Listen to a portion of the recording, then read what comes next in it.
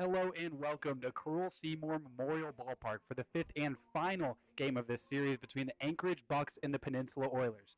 Will Hopkins alongside Vic Maslia, and with the Bucs taking game one, the Oilers taking games two and three, and then the Bucs responding with a 6-1 win last night in game four. What do you need to see from the Bucs today in order to take this series? Well, I think we just need to see those bats really get back into action yesterday. Even with the win, just 5 hits for this Bucks team, who we're used to seeing in the double digits for hits. And actually, a lot of times we've been seeing more runs than hits for this team, not because there hasn't been a lot of hits per se, but a lot of big hits where a lot of runners are coming in. Two RBI, sometimes bases clearing really helps their case with that. But the bats really need to get going if you want to win today.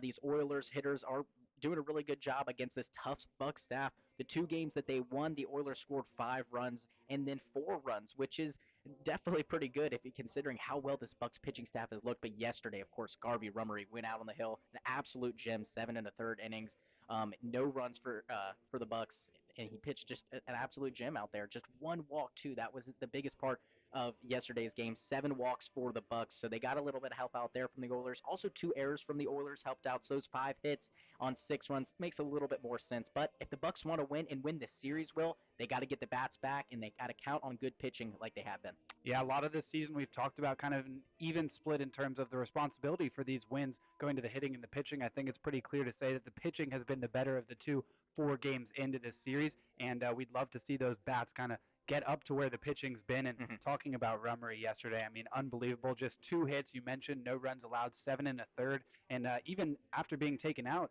of 7 and a third, his pitch count still wasn't too high, just was Mm-mm. super efficient. Ton of weak fly balls on the pitching matchup for today. It'll be Aaron Morris for the Oilers. For the Bucks, it'll be Chad Gurney. We'll get a little bit more into them and then give you the full lineups when we come back.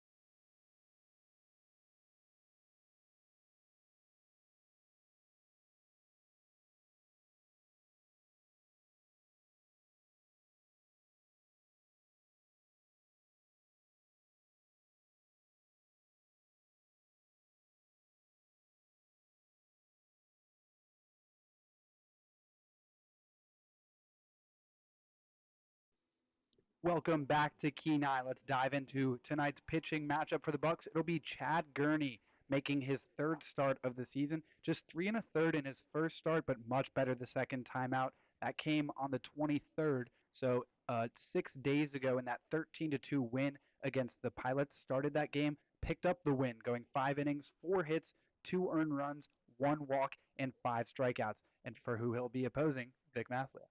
Yeah, Chad Gurney. He is his third appearance so far, 8 1/3 innings pitched. 6.48 ERA. It's not what he wanted so far to start this year, but looking at his most recent start against the Glacier Pilots back on June 23rd, that was the start to this 7 game road stand. 5 innings pitched, 4 hits, 2 runs, so a good outing for him. 4 runs in that first game against the Miners, so something he'd like to clean up on as he goes back out here to face the Oilers. Yeah, and for the Oilers, it'll be Aaron Morris making his third appearance, just his second start. His first appearance back on the ninth came in relief. That was a 9-2 loss against the Miners. He pitched the fourth through sixth innings, 2 hits, 4 earned runs, 2 walks, and 2 strikeouts. Hit 2 batters in those 3 innings, and there was a lot of action on the base paths in terms of stolen bases, so something to keep an eye on for today. And then second time around, got the start, picked up the loss, going just 2 and a third innings, 1 hit, 3 earned runs, 4 walks, and a strikeout, hitting another batter that day. So these Bucks in the batter's box better be careful and ready to take a pitch if they need to. And who is going to be in the batter's box for the Bucks today? Well, the visiting Bucks will lead it off with Max Ross, who will play in center field. Josh Hankins in the 2 hole will play at third base. Batting third and playing first base, Cole Carlone. The cleanup batter, Tommy Eisenstadt, will be the designated hitter for the Bucks. Will Burns, like usual, will play shortstop and hit fifth. Andrew Lamb gives Brody Briggs a break behind home plate, catching up our starter Chad Gurney. He will bat in the 6th hole. Peyton Knowles back in the lineup will play in left field and bat seventh. Batting eighth and playing in right is Cade Lacey once again. He was there yesterday, and Christian Powell, like normal, will round out the order in the 9 hole, playing at second base. Once again for the visiting Bucks, Ross, Hankins, Carlone, Eisenstadt, Burns, Lamb, Knowles, Lacey, and Powell, all behind the starting pitcher, Chad Gurney. As for the hometown, Peninsula Oilers, they'll lead it off like usual with Petey Soto playing at shortstop. In the 2 hole today, it is not Colin Dawson or Cole Dawson, excuse me. It's Max Rothberg back in the lineup. He'll play at second base. Then Colin Robson, like usual, will bat third and play in center. Again, like usual, in the cleanup spot, Elijah Vogelsong will play in left. Ty Thomas is the third baseman batting fifth. Brock Worthgen will be behind home plate, catching up the starting pitcher Aaron Morris. Yet again, he's behind home plate, batting in the 6 hole. Aiden Sullivan will bat seventh and play in right. Eddie Leon, who we've seen on the mound, will be the designated hitter batting eighth, and Zachary Ferris will round out the order. The 9 hole batter will play at first base. Once again, for the Oilers, Soto, Rothberg, Robson, Vogelsong, Thomas, and Worthgen, Sullivan, Leon, and Ferris, all behind their starting pitcher, Aaron Morris, on the hill today. Will, Yeah, Morris, 5'10", 180 out of Washington, Utah. He was a freshman at Utah Tech this past season with a 3.09 ERA. All of his 25 appearances coming in relief, 1-1 record, 25 strikeouts, and 21 walks in 32 innings pitched. And as for Chad Gurney, Gurney stands 6 foot even, 190 pounds, out of Garden Grove, California. He was also a freshman this past season. Played his ball at Cal State Fullerton, 25 and a third innings pitched, 8.53 ERA, 13 appearances, 7 of them starts, 20 strikeouts, and 15 walks. and Will, this is a big game for the Bucks. Like we've been saying, we're getting towards the middle point of our season. Obviously, we're on a heavy backloaded season where we have more games in July than we do in June. A couple of rainouts have been because of that, but also just the way the schedule works out. But we're getting to the midpoint of the season, and this is the first real series versus another team. And instead of just 3 games, it's 5. And so far, we've been even at 2 games each. So this is a big rubber match. And yes, we're not super close to the playoffs by any means, and the Bucks have a good lead in the standings. But definitely going back home to start a big homestand, getting this win, this series win, and winning 2 straight going back home, I think is huge. Couldn't agree more, and especially in a season where there aren't really a ton of series like this. I know these Bucks would like to have it. We passed Ryan Callahan on the field beforehand, and he was talking about how this is one that they really want. And this rubber match, and especially with these two teams playing again on Monday, you'd Mhm. love to come to that matchup knowing that you have the upper hand so far. Oh, 100%. It'd be huge after winning this game to face the Oilers again at home on your own field and taking a win there too. But let's not get ahead of ourselves. Today is a big game and we need to focus on the game at hand. But yes, if we do win this, or if the Bucks do win this game, it would be big to take another win versus the Oilers when you get back home. Yeah, 100%. And not only that, but the Oilers are currently in second place, so another chance to just Hmm. expand that lead between you and the rest of the league. The Bucks currently sitting at 11-4 with the Oilers in second at 7-6. So that's a 3-game lead for the Bucks, and would love to increase that to 4 and send the Oilers further down and just increase that cushion for the Bucks. And even though, like you said, the playoffs are a ways away, just want to keep building that lead and distancing yourself from the rest of the ABL. And as the PA announcer finishes up giving the public lineup for the Oilers, that means that the national anthem is looming. So we'll take a quick break and we'll be back right after.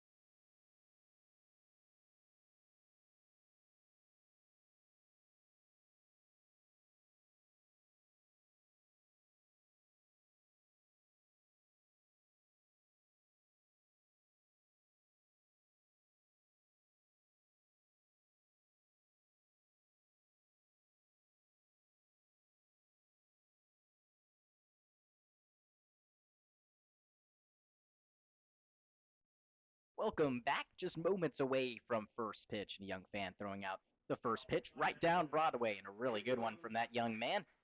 It'd be a shame if I didn't mention that our Mullet Man and Mullet Boys are back today, hoping for some good luck out of those guys. Because yesterday when we mentioned them, the Bucks won. So hopefully mentioning them again means another Bucks win. But we've got a long way to go. Up on the hill, starting his warm-up tosses is Aaron Morris, and then we will see Chad Gurney in the bottom half of the first inning. The Oilers are in their cutoff black tops. We saw those a couple of games ago with the red sleeves coming out of the armholes. Red lettering on the chest, Oilers, outlined in white with that slash under the name. White pants with the red piping down the sides, maybe black piping now that I look at it. As for the visiting Bucks, they'll go back to their black tops after wearing the camo ones yesterday. Like I said, black tops, yellow writing, Bucks written across the chest, BUCS outlined in white. Numbers on the front and back, numbers on the front and back for the Oilers as well as names on the back of their jerseys. Something you don't see every day, but the Oilers like to do it with their black jerseys they have on today. We've seen them with another jersey on them. I can't remember. I don't think it was the white ones that they had the back of their names on the back, but I know it's another one. They do have 4 jerseys, which is something that I noted to Will before the game, which I thought was interesting. The Bucks have 3, so those are all nice jerseys from the Oilers. Got those all black ones and the cutoff ones that they're wearing right now, white and a red jersey as well. Be interested to see what they wear in their away game on Monday versus the Bucks. Not too long until then, and the throw goes down to second from Brock Worthgen, who's behind home plate tonight. And stepping up to the plate is Max Ross, and stepping up to the mic is Will Hopkins for the play-by-play. Appreciate it, Vic. Another time in this series, we see both teams wearing black. Max Ross leads things off for the Bucks. A little bit of a mishap in the outfield yesterday. between him and Adam Enyart. They were joking about it after the game. Ross saying he just never heard Enyart call for the ball as he takes a strike and assumed that maybe he had lost it in the sky or something, so came over to get it, and that ball ended up dropping in a run, came around to score. But they got things straightened out and realized that it wasn't selfishness on Ross's part. He just thought that his left fielder had maybe lost the ball and making the play that you should make if you think that's the case. So all of that is water under the bridge now. 1-1 count to the Bucs leadoff hitter and center fielder. Morris misses just a bit outside. 2-1 to Max Ross, who we know is a speedster if he can get on base. And the sky's starting to open up a little bit. Still pretty cold. Most people in jackets, sweatshirts, and even blankets. This one's hit hard out to center. Retreating quickly is Colin Robson, but he slows up and makes the play. It's allowed out number 1. That's as well as you're going to hit it without hitting it all the way to the wall, and Ross gave that one a good drive. But Robson, who's actually not as shallow as we've seen center fielders be, was able to track that one down with ease. He's any more shallower. That could have gotten over his head. So now Josh Hankins to the plate and talking about what Ross can do on the bases. Something to keep an eye on for all these Bucs. We know they like to run, and Morris had some problems with base runners, kind of just stealing bases everywhere they wanted to in his first appearance. Catches the outside corner to the Bucs third baseman. Hankins was 0 for 4 in last night's game. Just the one walk. So you'd like to see his bat get going again. He's helped out the Bucs a good bit in this road trip. 0-1 is bounced foul down the third base line, and we saw Hankins make some great plays over at third base yesterday.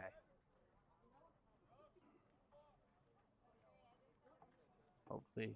Yeah, 2 for 3 back all the way in the first game at 2 RBIs as well. But he's gone quiet in the in the third and fourth games. Stays alive with this one, and like I said, some great plays in the field yesterday, hopefully rewarded with some luck at the dish. After him, it'll be Cole Carlone for the Bucs, who's playing first base, giving Tommy Eisenstadt the night off in the field. He'll back clean up as a designated hitter. 0-2 the count to Hankins. Puts this one in play, lined out to left, and it holds up for Elijah Vogelsong Lewis. 2 outs for the Bucs, both of them coming in the air, and that's a lot of what we saw from Rummery yesterday, but so far I'd say these for the Bucs have been hit a little bit harder. Oh, 100%. 14 fly balls for Rummery was the final line, I do believe, and those 14 were all, not all can of corns, but all very reasonable pop flies, and pretty much, or actually all of them were caught by the outfielders, and no surprise because, like I said, they were pretty lazy fly balls. First pitch is inside to Carlone, and we saw a ton of balls just popped up in the infield as well. Other than the man himself, every Bucs fielder caught a ball in the air yesterday. Took a while to get Lacey involved in right field, believe it or not. Yep, he's back in right field today, making his second consecutive start at that position. Almost his first start, because yesterday he just was kind of standing out there. Nothing was hit his way. We've seen Kelly a lot in right field. He wasn't in the lineup yesterday, wondering if maybe we'll see him on the mound today at some point. 2-0 hit right off the mound and up the middle for a base hit. Good deal of hitting there, driving it right back up the middle. Carlone was 1 for 5 yesterday. If you talk to him, he'd probably say he wish he had a couple more hits to help out the team, but did drive in a run. We know he likes to run, so we'll keep an eye on him over there at first base. Yeah, Carlone's one of those guys that has really good reads. Any ball in the dirt, it doesn't have to skip away too far. If Carlone reads it well, he's off to the races. So Eisenstadt digs in.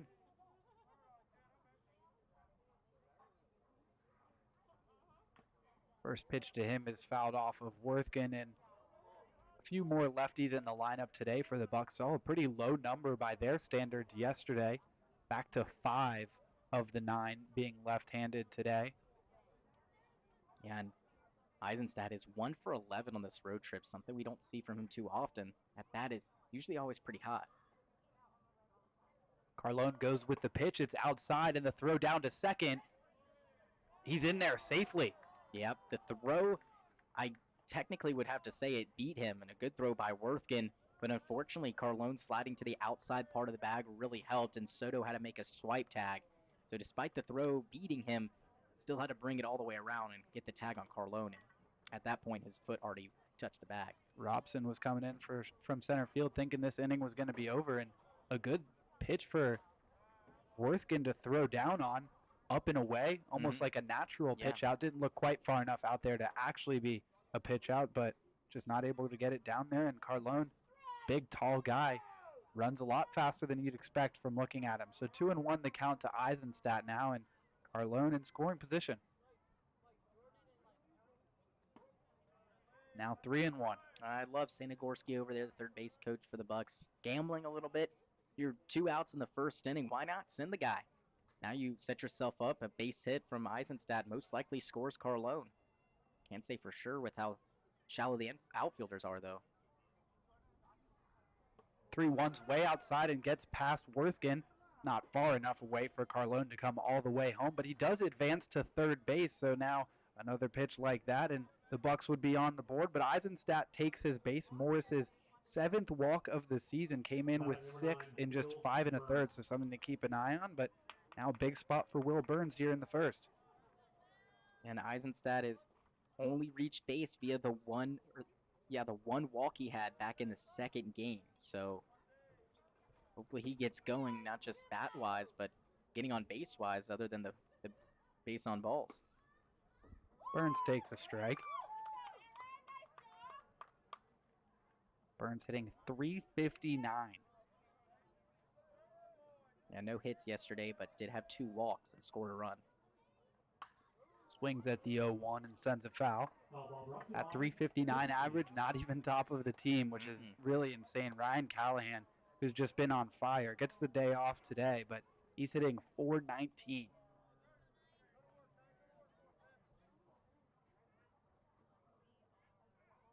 Burns down 0-2. Watches this one outside, 1-2. Yeah, one of Burns' walks, I do remember, he was down in an 0-2 count. He fought all the way back to make it a full count pitch, and he was able to draw the walk. So a very disciplined batter up. But Burns also did have 2 strikeouts, which is not something he's used to, at least in this summer. 1-2 hit into right field, but it's going to hang up there for Aiden Sullivan. So 3 outs via the fly ball. The Bucs leave 2 stranded, and Chad Gurney comes on the mound when we come back.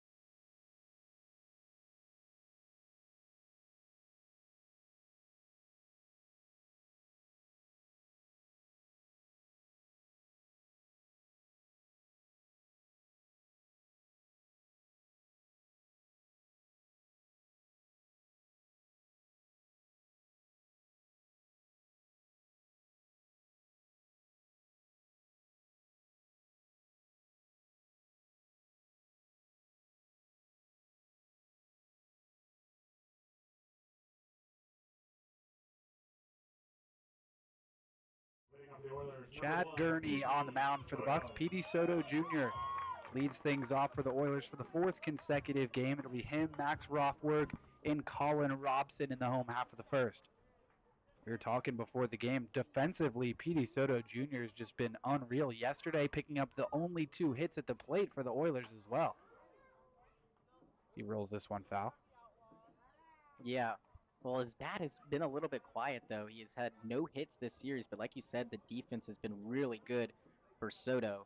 Oh, excuse me, that was Vogelsong Lewis picking up those 2 hits yesterday. But yeah, like you said, defensively, just every play to him at short he seems to be making. And you were saying these Bucs better hit the ball somewhere else today. That's exactly what I said, and it's true because he is a wall over there. Makes some really nice plays, makes the hard ones look pretty easy. 0-2 just missed. Yeah, it was a somewhere. good pitch. Good pitch from Gurney. A little bit upstairs. I think Lambs liked it, though. Definitely a good 0-2 pitch. See what he goes to, 1-2. Just a bit outside. Gurney super close on these last 2 pitches to getting Soto down looking, but good eye from him at the plate. And now he gets the strikeout. Soto goes down swinging. Wow, that was a really good pitch. Had a little extra on it, and he buried it almost back foot. And Soto's telling Max Ralfberg what he saw, but I don't think it would matter because if Gurney throws that pitch again, there's no chance of hitting it. You're just going to have to let that one go, but it's really tempting. Now the second baseman, Max Ralfberg.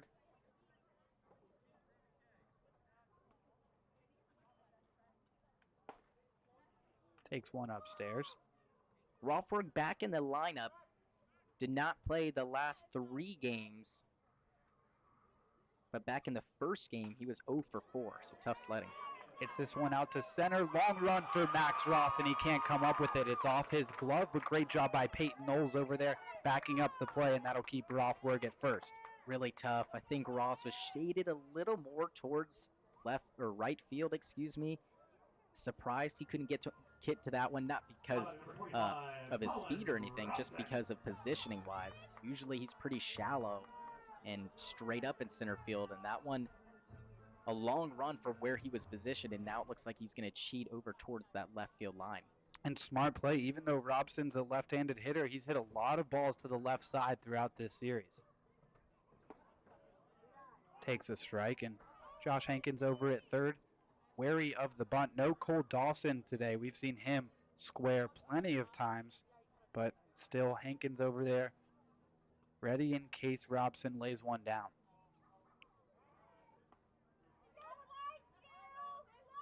Ralfberg back in safely.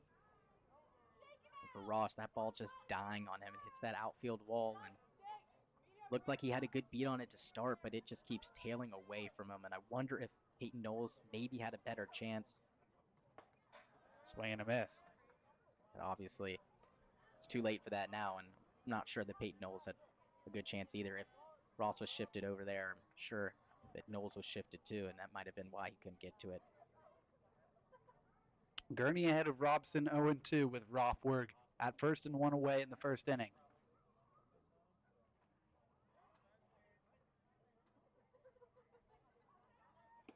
Pitch out, nothing doing.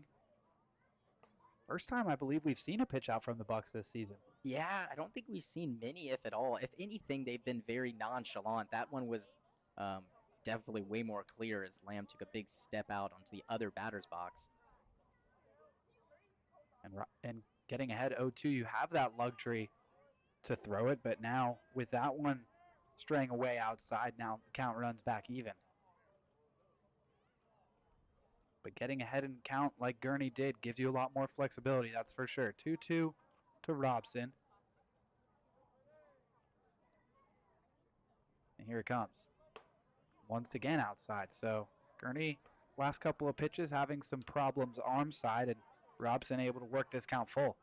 Yeah, not sure if that pitch out kind of messed up his rhythm a little bit, or if he's just not snapping it down enough, releasing it a little bit too early. See him find the zone here, make a competitive pitch to Robson. Something on the ground. Throw over to first, and Ralfberg once again in safely. Will Burns playing pretty close to that bag at second, looking to turn 2 with his middle infield partner Christian Powell. Payoff to Robson, runner goes, pitch is fouled back, and Ralfberg will have to return to first. Yeah, I'm not sure if that was a hit and run or Robson was just trying to foul it off and keep himself alive.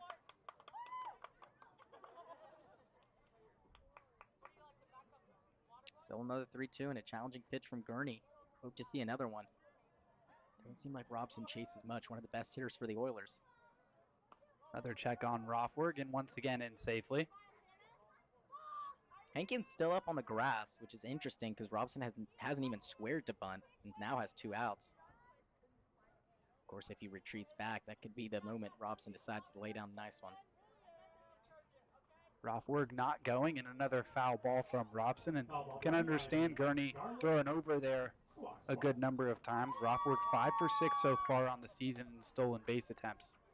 Wasn't going with that pitch, and soon we'll have the 8th of the sequence between Gurney and Robson, with Elijah Vogelsong Lewis on deck.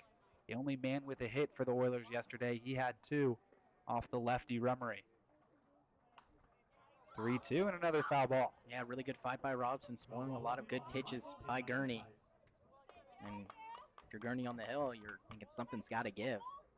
And Robson's almost making you throw a pitch outside of the zone to see if he'll chase and miss. Robson definitely making Gurney work here.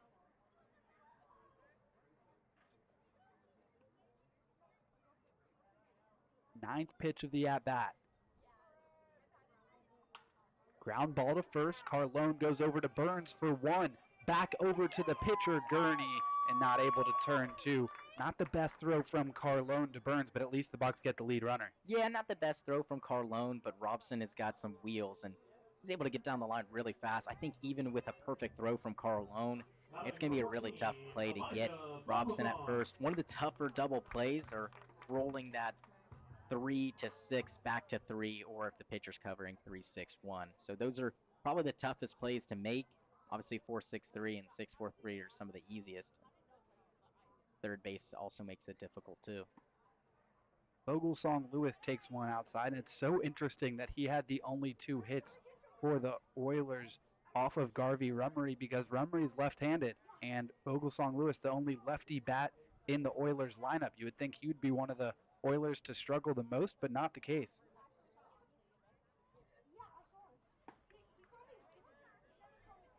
Two and out to the left fielder. It's just weird how baseball works sometimes. I guess it really shows you that, I guess not just in the whole league per se, but, you know, in summer ball, splits don't really matter as much, I feel like. Anyone's going to get a hit on any day, or someone might not get a hit. And now 3-0. Vogelsong Lewis has bat cleanup and played left field for all 5 games of this series. Third baseman Ty Thomas waits on deck with 2 away and Robson on first. Yeah, Robson and Vogelsong have been playing in all the games in this series. And this time Gurney able to find the strike zone.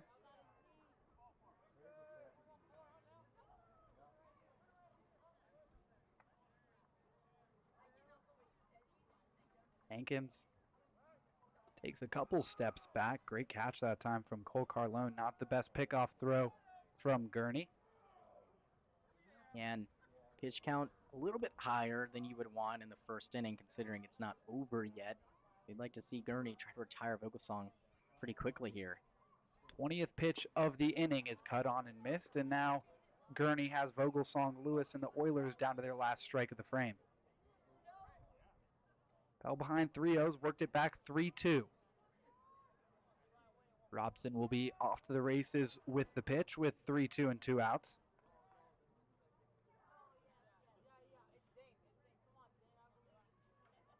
Robson goes, and the pitch is fouled off. He'll go back to first. Vogelsong, similar to Robinson, is going to put up a good fight. These are arguably your 2 best hitters for the Oilers, and like I said, they're not going to go down easy, and they're going to make Gurney work, but Gurney was able to get Robson into a fielder's choice, so I would say he'd won that battle. I'd have to agree. See if he can win this battle here. Robson will be going once again. There he goes, and another foul ball. This one a grounder to the left of the third base bag. That one just shows you why Vogelsong is such a good hitter. He recognizes the breaking ball late.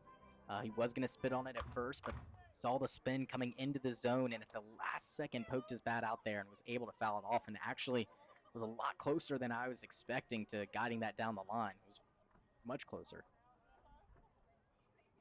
8th pitch of the at-bat coming after a long sequence with Robson previous to this. Robson goes and the pitch is inside. That's ball 4 and now 2 aboard for the Oilers. Yeah, just a shame. Not a bad pitch by Gurney at all. He's living on the corners and umpire not giving him much of them. But it's just what happens. You got a guy like Vogelsong Lewis who does such a good job getting himself on any way he can. Yesterday, when Rummery was pitching so well, was able to find not 1 but 2 base hits, which is really impressive considering that all 8 other guys could not get a base hit. Now the 5th batter in the order comes to the plate in the first inning, Ty Thomas. This one's low for Thomas. Looking at his spray chart, has hit the ball all over the field, but much more success pull side than going the other way. So can't be the most encouraging as a hitter when you are going the other way and not being rewarded for it. 1-0 way outside, and that's going to get past Lamb and advance both runners. Yeah, looks like he just pulled, not sure which pitch, but he pulled it, and it made it really tough for Lamb, who was set up either on the inner half of the plate or right down the middle almost.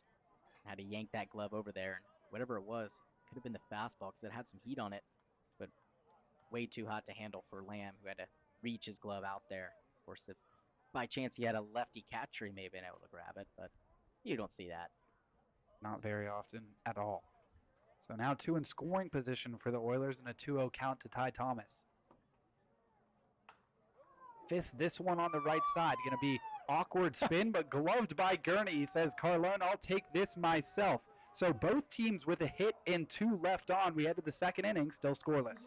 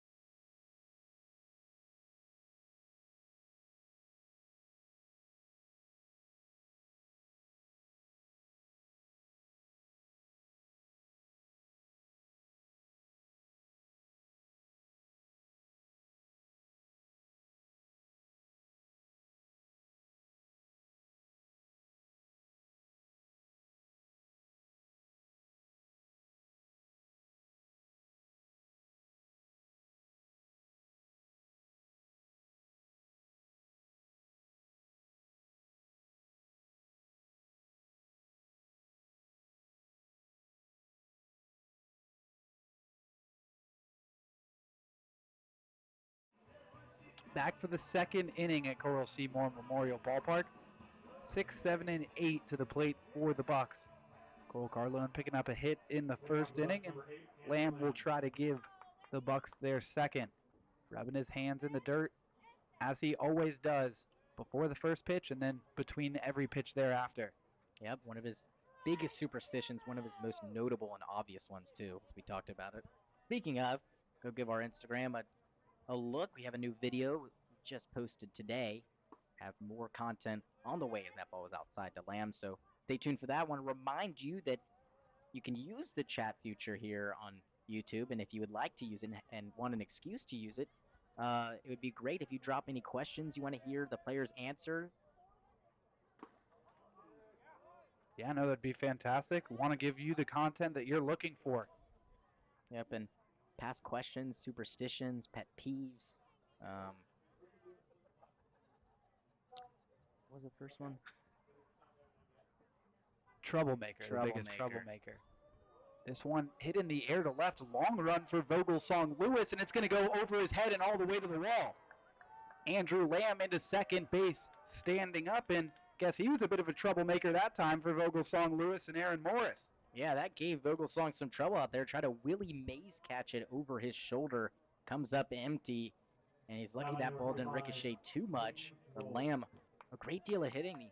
The lefty goes opposite field, and you got to hit it really hard and a long ways to get it past the left fielder over there in Vogelsong, even with him playing shallowly. So now the man who was the most common answer is the biggest troublemaker on the team, PK Peyton Knowles. A spot here where he'd love to drive Andrew Lamb in or at the least move him over to third, and it seems like that was his plan there, squaring to bunt, but he pulled it away and takes a ball. Yep, love the small ball. Try to get runners over, and Bucs did well. They scored first yesterday, and they never gave up the lead.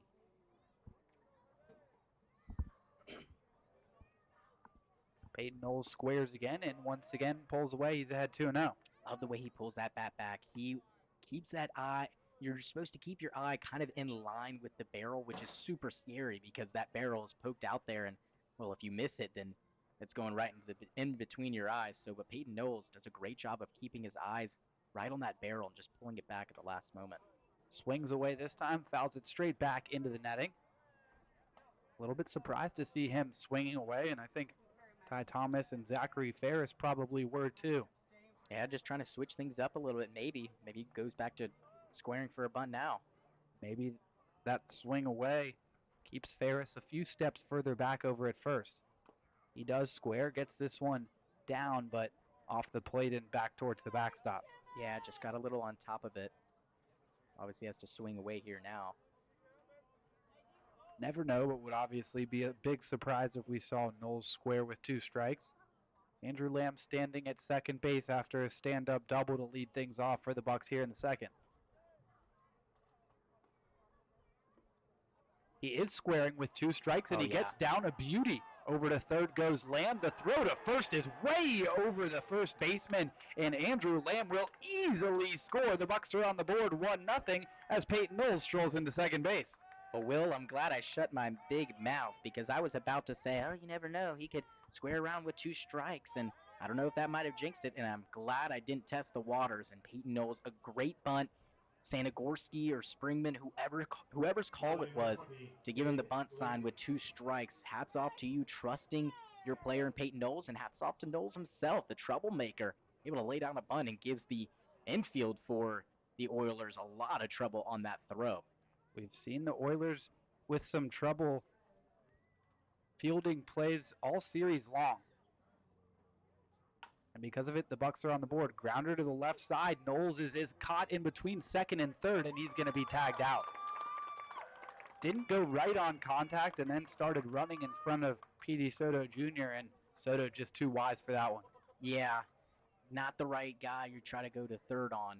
Maybe if it's to Ty Thomas, not saying he's a worse fielder by any means, but Soto has such good awareness. We saw that yesterday with a ball chopped onto the left side, and someone was able to make it to third base without a throw. This one was different because it was chopped a little bit harder, and Knowles, when he was going, wasn't anywhere near third base when Soto got the ball. So now Christian Powell to the plate. Takes one low.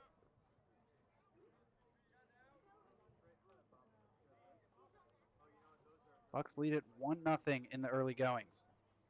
1 out in the top of the second.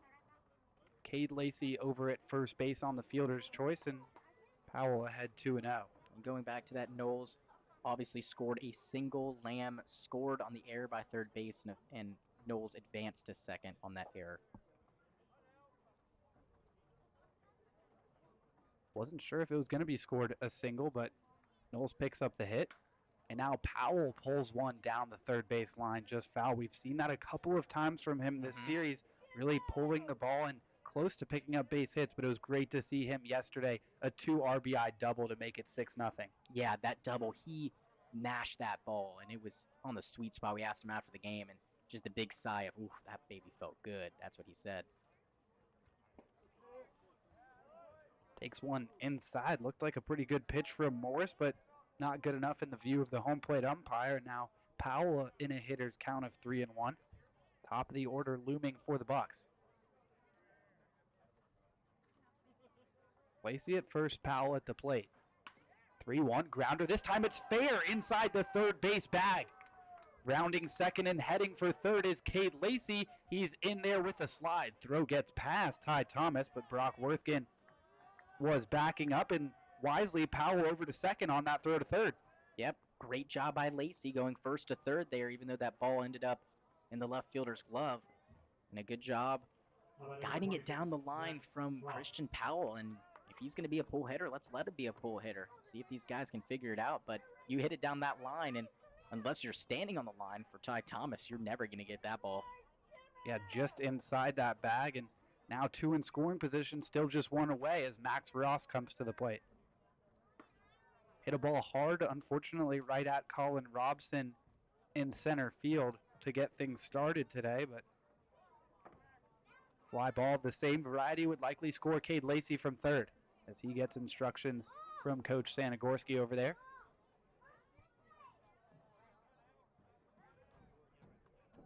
Infield in on the grass.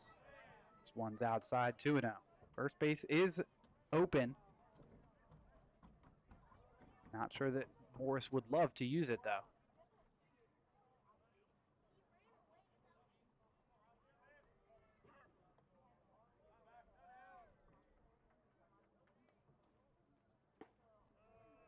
And now 3-0, and with a couple of guys on, have to imagine this bat staying on the shoulder of Max Ross. Oh, it has to be. I would be very surprised if he gets the green light here. Maybe just because he can rocket one to the outfield and get a sac fly. Ooh. Ross thought that was ball four. Not the case. They'll have to see another pitch as Morris is able to find the zone. 19 balls and 19 strikes for Aaron Morris. And a good take by Ross. That one, hard pitch to hit.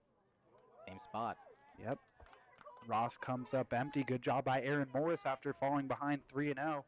I thought we might see kind of an intentional walk. Yep. But he's battled back and run the count full.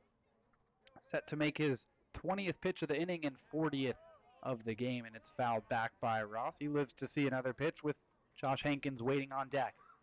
Yeah, and Morris has been pounding the outside part of the zone these last couple of strikes, and if he goes back to it, see if Ross can hit one opposite field of Vogelsong out there and left.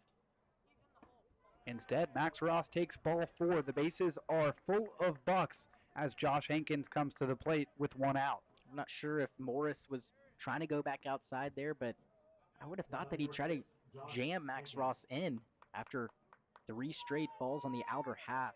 Change the eye up a little bit, go inside, try to jam Ross and get something in on the hands. But Ross was looking outside, and he gets a pitch way off the plate and a good take. Hankins lined one to Vogelsong Lewis in left field in the first inning. Takes the ball outside, and Morris struggling a little bit with his command. Yeah, that was just the first walk of the inning, but the second walk today so far. The Bucs have done a good job in games where they've been gifted walks, and it's not just the walks that are scoring big hits too. Bounced foul.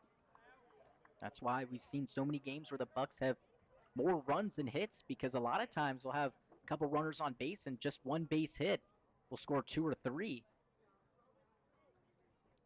1 run on 4 hits here in the top of the second. 1 ball, 1 strike, 1 out to the Bucs third baseman, Josh Hankins. The Gonzaga Bulldog bounces one over to third. Throw to home for 1, and that's all they'll get. No, he's off. They called him off the bag. The umpire did the sweeping motion. Worthkin apparently did not touch the bag when he had possession of the ball. Hey, we've been talking about these defensive gifts that the Oilers have been giving the Bucs. A fairly easy play for Ty Thomas to throw home to Brock Worthkin, but Worthkin can't hold the bag. The Bucs will take it. It's 2-0. Oh, and looking at it back, it looked like he just kind of missed it with that back foot. He was spinning with it to throw to first base, and honestly, it looked from in the moment looked like he stepped on it, but looking back at the screen, from what you guys are saying out there, it seems like he was to the right of home plate and totally missed it. I'm not really sure, though. And it looks like the Oilers are going to have a discussion with the home plate umpire about what he saw. Obviously, he has the best view, being right there. It's something that is a really big play in this game, and it's just hard for me to believe that the home plate umpire would get something like that wrong. Yeah, as a home plate umpire, I feel like you can't call that unless you are Right. super Yes, confident that that's exactly. the case. A lot of times it's a quick transfer, and same thing at second base on a double play. You see how quick these guys are with it. Unless you really, truly see something and that they didn't touch the bag, you're supposed to call it. Now base is still loaded. Another big bat up. That scored as a fielder's choice, but with no out. And Cole Carlone, the man at the plate for the Bucs, definitely someone you'd love to see in this position. Bases loaded and 1 out, and he was trying to empty those bases with that swing. He sure was, and took himself a little bit off that baseball. You could see his front foot kind of towards first base and his head way out of there. See if he can stay in, shorten up that swing, put a good bat on ball. We've seen him go opposite field. Swings at this one and hits it into center field. That's going to be a base hit. Powell scores. Max Ross is rounding third. He's coming home, and he'll score. Into third goes Josh Hankins, and into second is Cole Carlone. It's a 2 RBI hit for the Bucs first baseman. Ooh, and a new double celly over there. Ooh, I like that one. A nice dance over there for Cole Carlone, and have yourself a base hit. That was nice. Right up the middle over the head of Max Rothberg. Perfectly placed. And exactly what I said, he shortened up that swing. It was a really long and out-of-the-box type of swing for Carlone, which you don't see too often. You can't really blame him. First pitch of the at-bat, bases loaded, 1 out. I would be swinging for the fences too. But the discipline for Carlone after just 1 pitch, shortening up that swing, able to drive it up the middle. A great job by Carlone. Have ourselves a 3-0 ball game. Yeah, and the shortened up swing still gives Carlone 2 RBIs, bringing his total on the season to 6 and 7, so 7 RBIs after that 2 RBI base hit. And now Trey Holmes having a chat with Aaron Morris, who's given up 4 runs now this inning. Still waiting for your scoreboard at home to get updated, but it is 4-0 Bucs. Yeah, excuse me. Yeah, 4-0. Lacey scored after Lamb, obviously, then Powell and Max Ross on that last play scored. So yeah, 4-0. Gotta stop looking at that scoreboard out there, Will. Yeah. I'm talking to myself. All good. 4-0, the Bucs lead it. Andrew Lamb scoring on an error. Cade Lacey scoring on that fielder's choice with Worthgen coming off of home plate, and then Ross scoring on that one, as well as Christian Powell. Infield comes back in, and Eisenstadt hits it right back up the middle for a base hit. Hankins is going to score. Coming around and scoring is Cole Carlone. It's a back-to-back 2 RBI base hits for the Anchorage Bucs. Woo! There they come, the bats, and just like that, 6 runs on 5 hits, and we talked about it before the game. We've seen so many games where this Bucs team has had more runs than hits, and those back-to-back at-bats show you why. Back-to-back singles that both scored 2 runs each, and that's why the Bucs team has been so good with runners in scoring position. 6th spot in this inning for the Bucs. Absolutely fantastic to see. We are asking for it, and we've received it early. Sure have. Eisenstadt and Carlone have platooned over there between first base and designated hitter, and both them getting the job done here in the 2nd inning. Will Burns at the plate. Behind 0-2, fouled off the first pitch and didn't agree with the call on the second. Going to have to dig himself out of this one. And no shade to Peyton Knowles, but everyone else has scored besides him on that play over to third, and not a bad idea going back to it. We saw it yesterday from one of the Bucs players, a ball on the left side, and they still went. That went just a little too hot to Soto, who has got really good infielder's IQ. So now Andrew Lamb to the plate after the strikeout of Will Burns. That Morris's first strikeout of the game, and Andrew Lamb got things started here in the second. He doubled and advanced to third on Peyton Knowles' bunt, and then came around to score on that error of the throw over to first.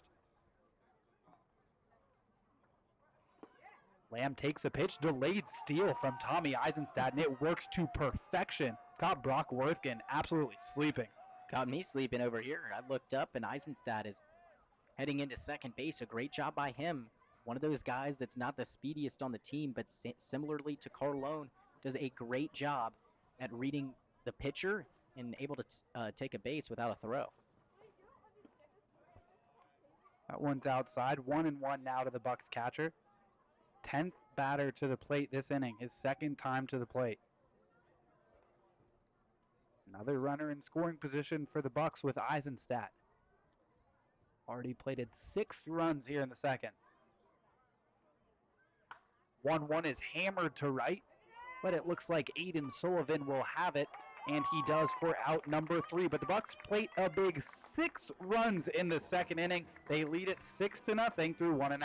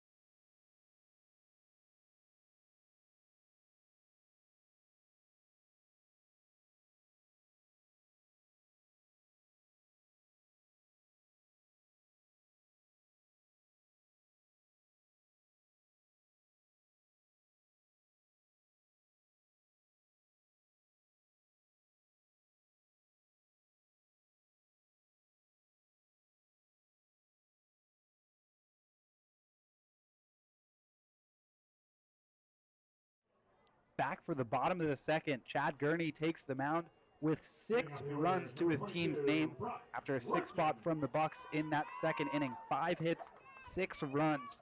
An error from the Oilers helping the matter. And would love to see Gurney kind of break the hearts of these Oilers with a shutdown inning following that big turn at the plate. Yeah, and after a little bit of a rocky first inning for Gurney, you'd really like to see him settle in, like you said. A 1-2-3 would be great. Get his confidence back up. He's got 6 runs to work with now. Should be feeling very comfortable out there. Brock Worthgen takes this one inside. It'll be Worthgen, Sullivan, and Leone. We saw Leone pitch a few days ago, now serving as the designated hitter. Not the first of that combination we've seen for the Oilers. Man, Gurney not getting anything out there. These are very close misses from him, and saw it last inning, getting into trouble with a walk, just the one walk, but he had some deep counts too.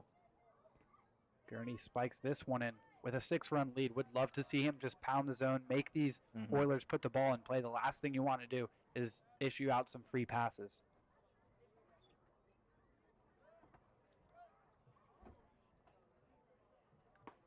Now able to find the zone to Worthgen. Yeah, and going back to his last start a week ago now, or a little less than a week ago, back on the 23rd, 5 innings pitched, just 1 walk. So really good outing there. This one's up and in and may have caught him. Don't think so, actually. Didn't see home plate umpire put his hands up, but it's the 4th ball for Worthgen and leadoff walk for the Oilers in the second. Yep, and that's his 2nd walk, so already more than his last time out. Did have 5 strikeouts, had 1 back in the first. And it looks like Monty's going to come out there and talk to him. It's pretty early, and with the 6-run lead, some people might be thinking, why is there a reason for him to come out there? Well, Monty, a head coach at Ottawa U, and has been surrounded by pitching his whole career. Actually came up to Pepperdine as a 3rd baseman recruited out of high school, and then he switched to being a pitcher, and he's rode that all the way through, and he's been a pitching coach for some organizations, and he's now the head coach at Ottawa U since 2017. So he probably saw something that Gurney was doing that he thinks that he can help him out on, and home plate umpire is already coming out there to talk to him, and Monty was way quicker to the mound, obviously, because no pitching change. I'm a little surprised that home plate umpire is coming out so soon. Didn't seem like a long conversation at all. Not super long, but you were talking about it, 6-run lead. Why not go out there and have a chat before we start to have an actual problem? And I think that's the mindset for Coach Montez. And just maybe something with his command. Could be a particular pitch, and maybe he tries to go to other ones. Missing up and away to Aiden Sullivan.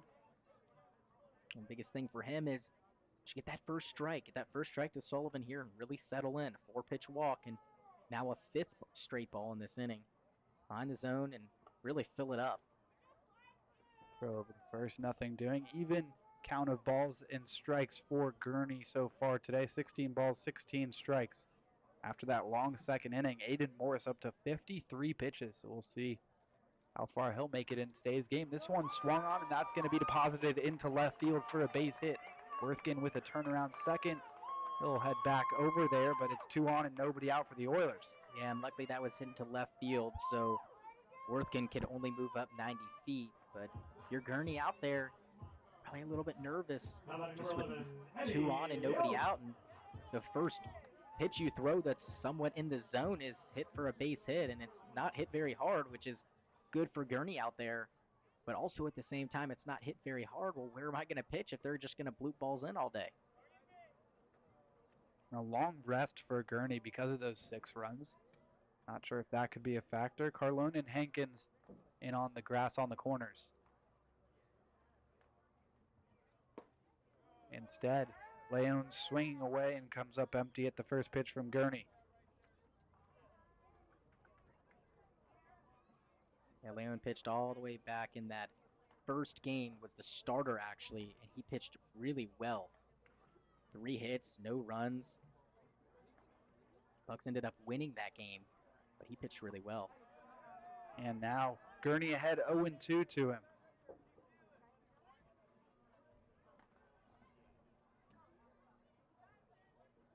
Zachary Ferris on deck. Gurney trying to get out of a bit of a jam. 2 on and nobody out in the bottom of the second.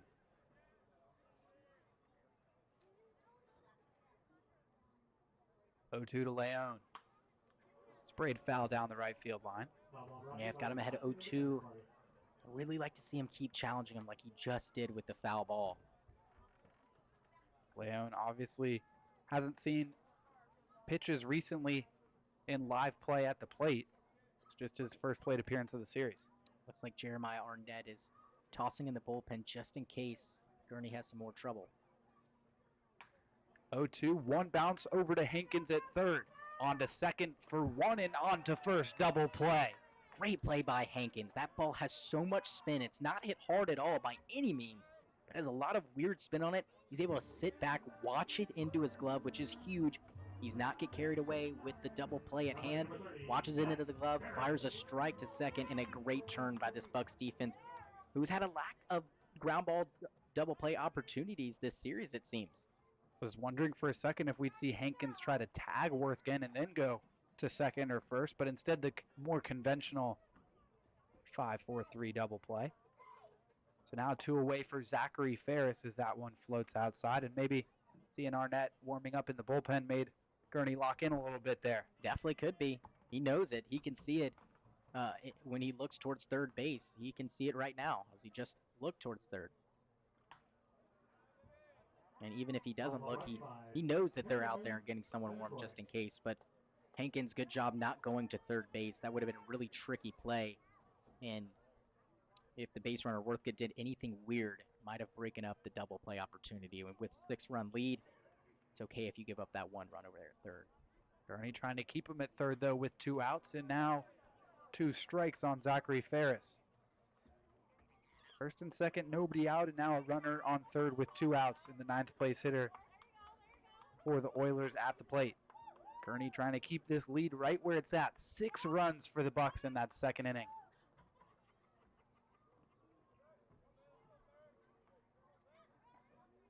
Gurney set in the 1-2. Went with the breaker in that one, just started way too high. Yeah. Gurney, see if he has the advantage here. Ferris has struggled during this series. Deuce is wild for the Bucs in the bottom of the second. And Gurney gets Ferris looking. So 2 on with nobody out, and Gurney gets out of it with no runs surrendered. Bucs lead is still 6 through 2.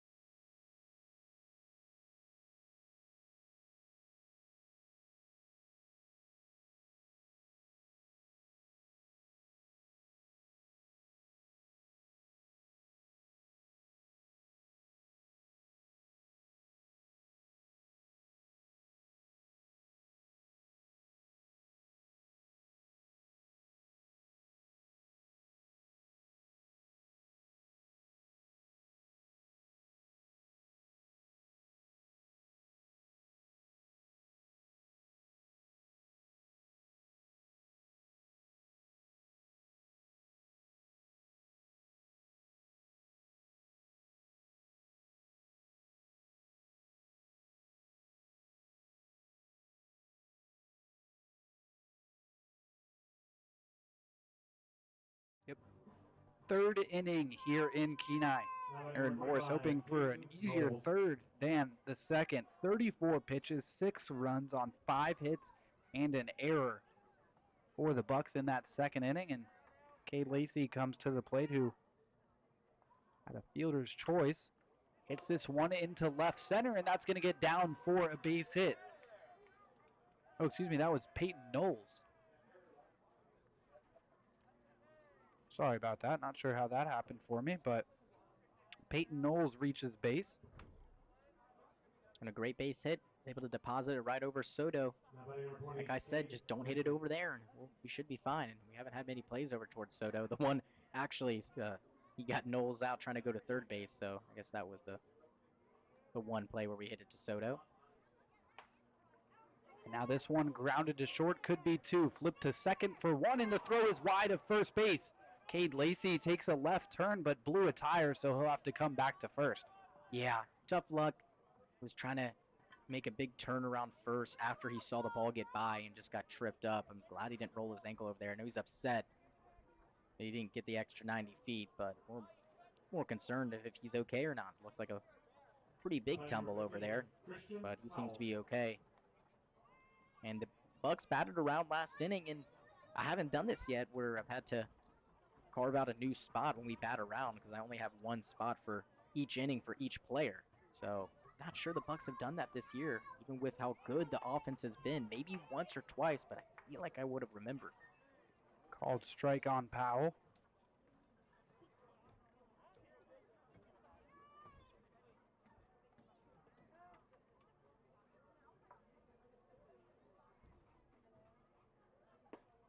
And delayed steal from Lacey. He's going to get into second safely. Second time we've seen that from the Bucs.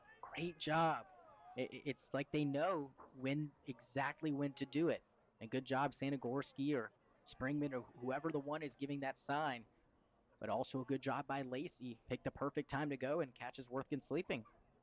And the middle infielders, too.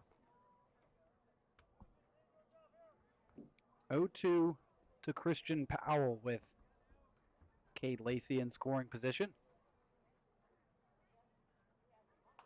Swings at it and skies it over our heads.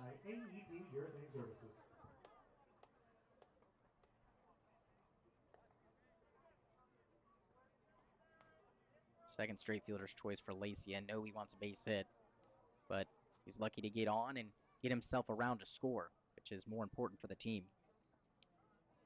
Now the 0-2 to Christian Powell, and doing a good job of staying alive.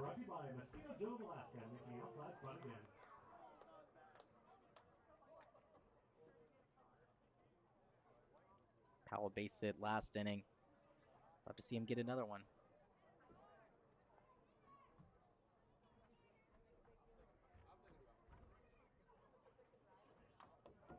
And fouls it back yet again. Great fight here from Christian Powell.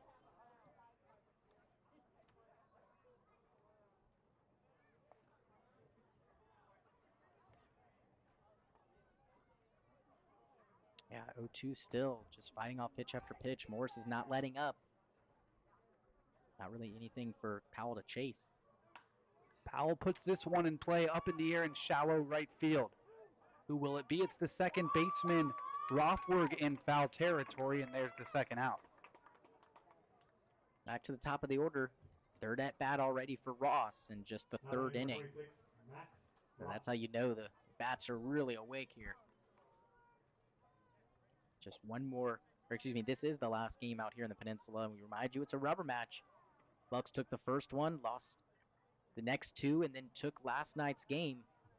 So it all comes down to this one, and of course we're not super close to playoff season, but at the midway point of the year, and this is a defining series for both teams. And this one is going to get away from Worthgen, but that's because it hit Max Ross, so he'll take first, and Lacey will go back to second. Max Ross, he just seems to get hit a ton, and not surprising given that Aaron Morris had hit 4 batters coming into today's game. Yeah, it looks like he tried to bury an off-speed pitch and just plunks Ross right in the foot. Ross didn't even move, and you're taught always not to move, but really didn't even have a choice there. Now 2 on with 2 out for Josh Hankins.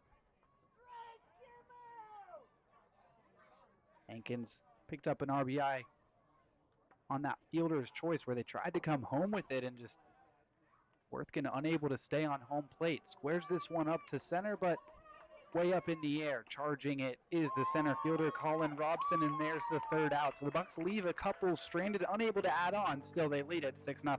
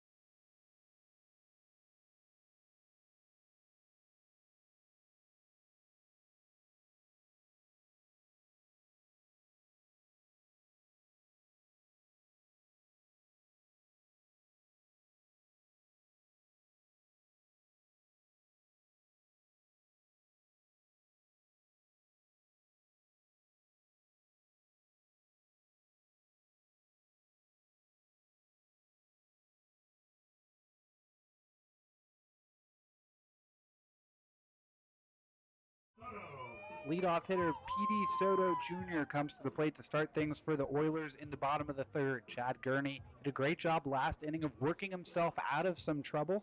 Would love a little bit of a cleaner inning here in the third. Bucs lead it 6-0 thanks to a 6-run second inning. Yep, and it just goes to show you that Gurney does such a great job of getting out of those jams. And that one is close to Soto. He can find the zone on the next one, but just a great job. First 2 batters reach, a walk and a single. Not how you want to start, but it's about how you finish. You get that ball on the ground, a huge double play and a strikeout. Got Soto on strikes in the first inning. Even count 1-1 on the shortstop. I think for Gurney, even though he started the game with a strikeout of this man, Soto, be great to get the first out here, set himself up for 1-2-3 hopefully. a little bit upstairs, 2-1 to the shortstop.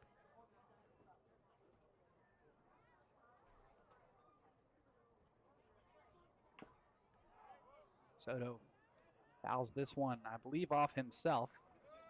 Either he, Lamb, or the home plate umpire. I do think it was Soto, but he appears to be all right, and now a 2-2 count.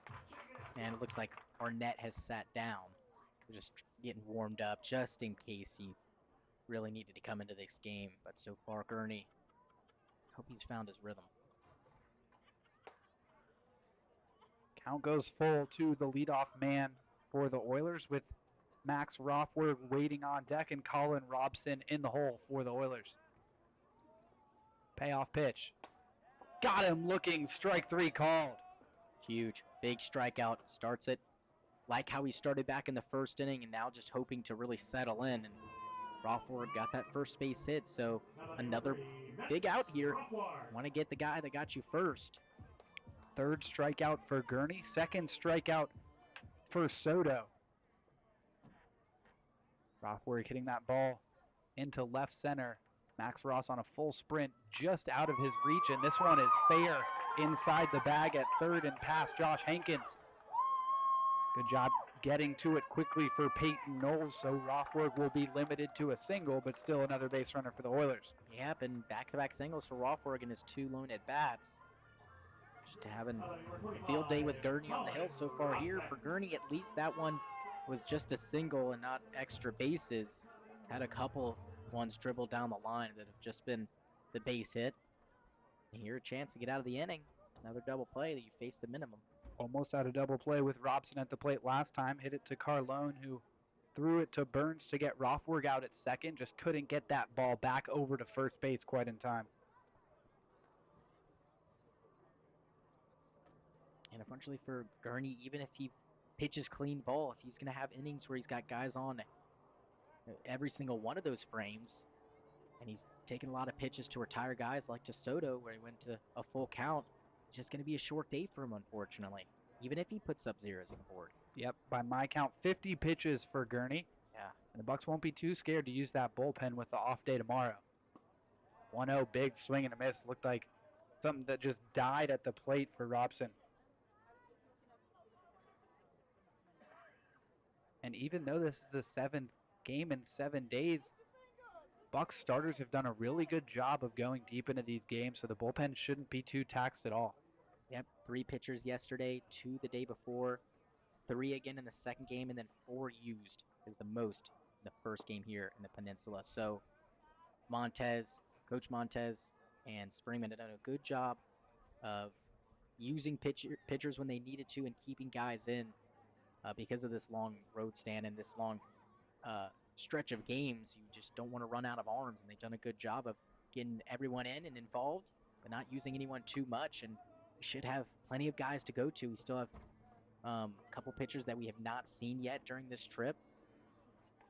We expect to see at least one or most likely a couple innings out of those guys. 7 1/3 from Garvey Remery yesterday certainly helps things. 2-1. Swing and a miss. Second swing and miss of Robson from Gurney in this at-bat, and now a 2-2 count with Rothberg still standing at first base. And even though Halverson and Carlone both went 4 innings, that's the lowest amount of innings here in the trip, starters-wise, still Andrew Rudd went 4 innings to piggyback off Halverson.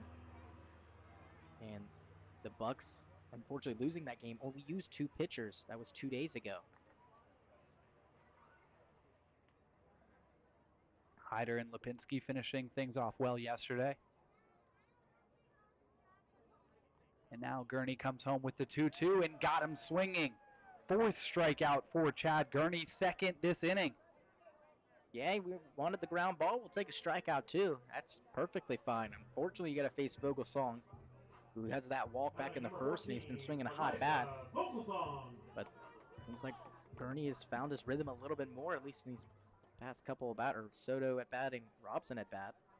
There is a man on, but the way you'd like to face Vogelsong, Lewis, in the fact that there's 2 outs. Another check on Rothberg over there at first.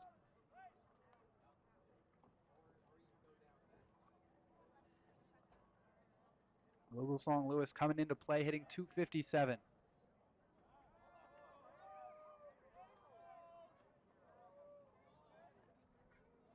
Three doubles and a triple to his name.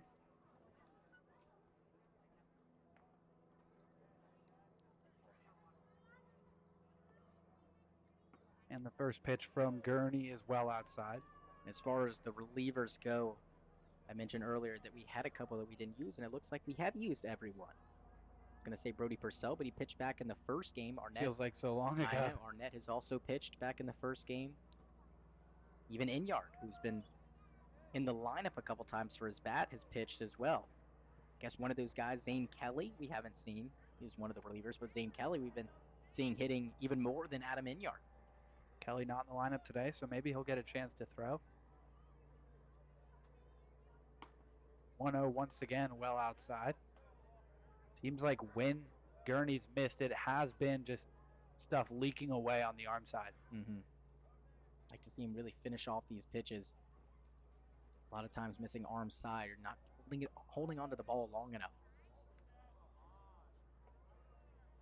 Especially up and away like that.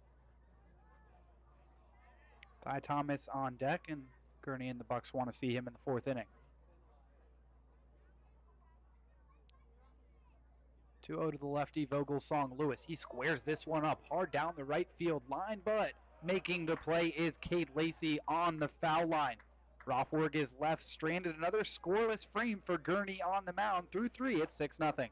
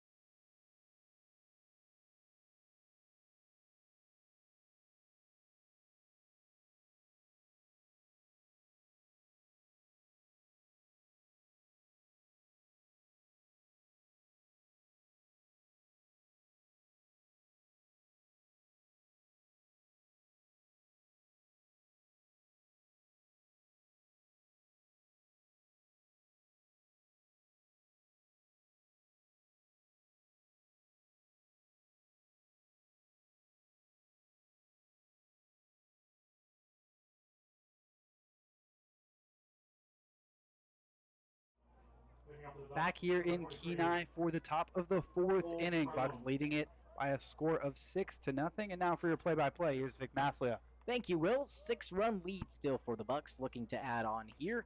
3, 4, and 5 due up. Carlone, Eisenstadt, and Will Burns. So far for Carlone, 2 singles. Good day as he chops this one out to second. Max Rothberg is there, and he retires Cole Carlone on the first pitch. Yeah, definitely a man that the Oilers will be happy to see go down, especially with just one pitch. Been a thorn in their side today. Tommy Eisenstadt. Doesn't get much easier with him. Not at all. A base hit for him, a stolen base, and also a walk. So he's reached the 2 times he's been up. Carlone and Eisenstadt in that second inning, really blowing things open, back-to-back 2 RBI base hits. First one misses off the plate for Morse, similar spot that Gurney has been missing. As for the Oilers bullpen, a couple of guys tossing, but no one really warming up without their sweatshirt on. Believe I overheard in the press box them saying a little while ago that Mose Hayes was warming up. Not sure if that's still the case. Did pitch back in the first game, so it would make sense. 2 innings. 2-0 is downstairs. 3 ball, no strike count. Hayes, 2 innings, 2 hits, 1 run, no walks, 2 strikeouts. Once again, back in the first game here. Like you said, it feels like forever ago. The summer goes by fast and slow at the same time. It's really hard to make sense of it. So that one finds the zone.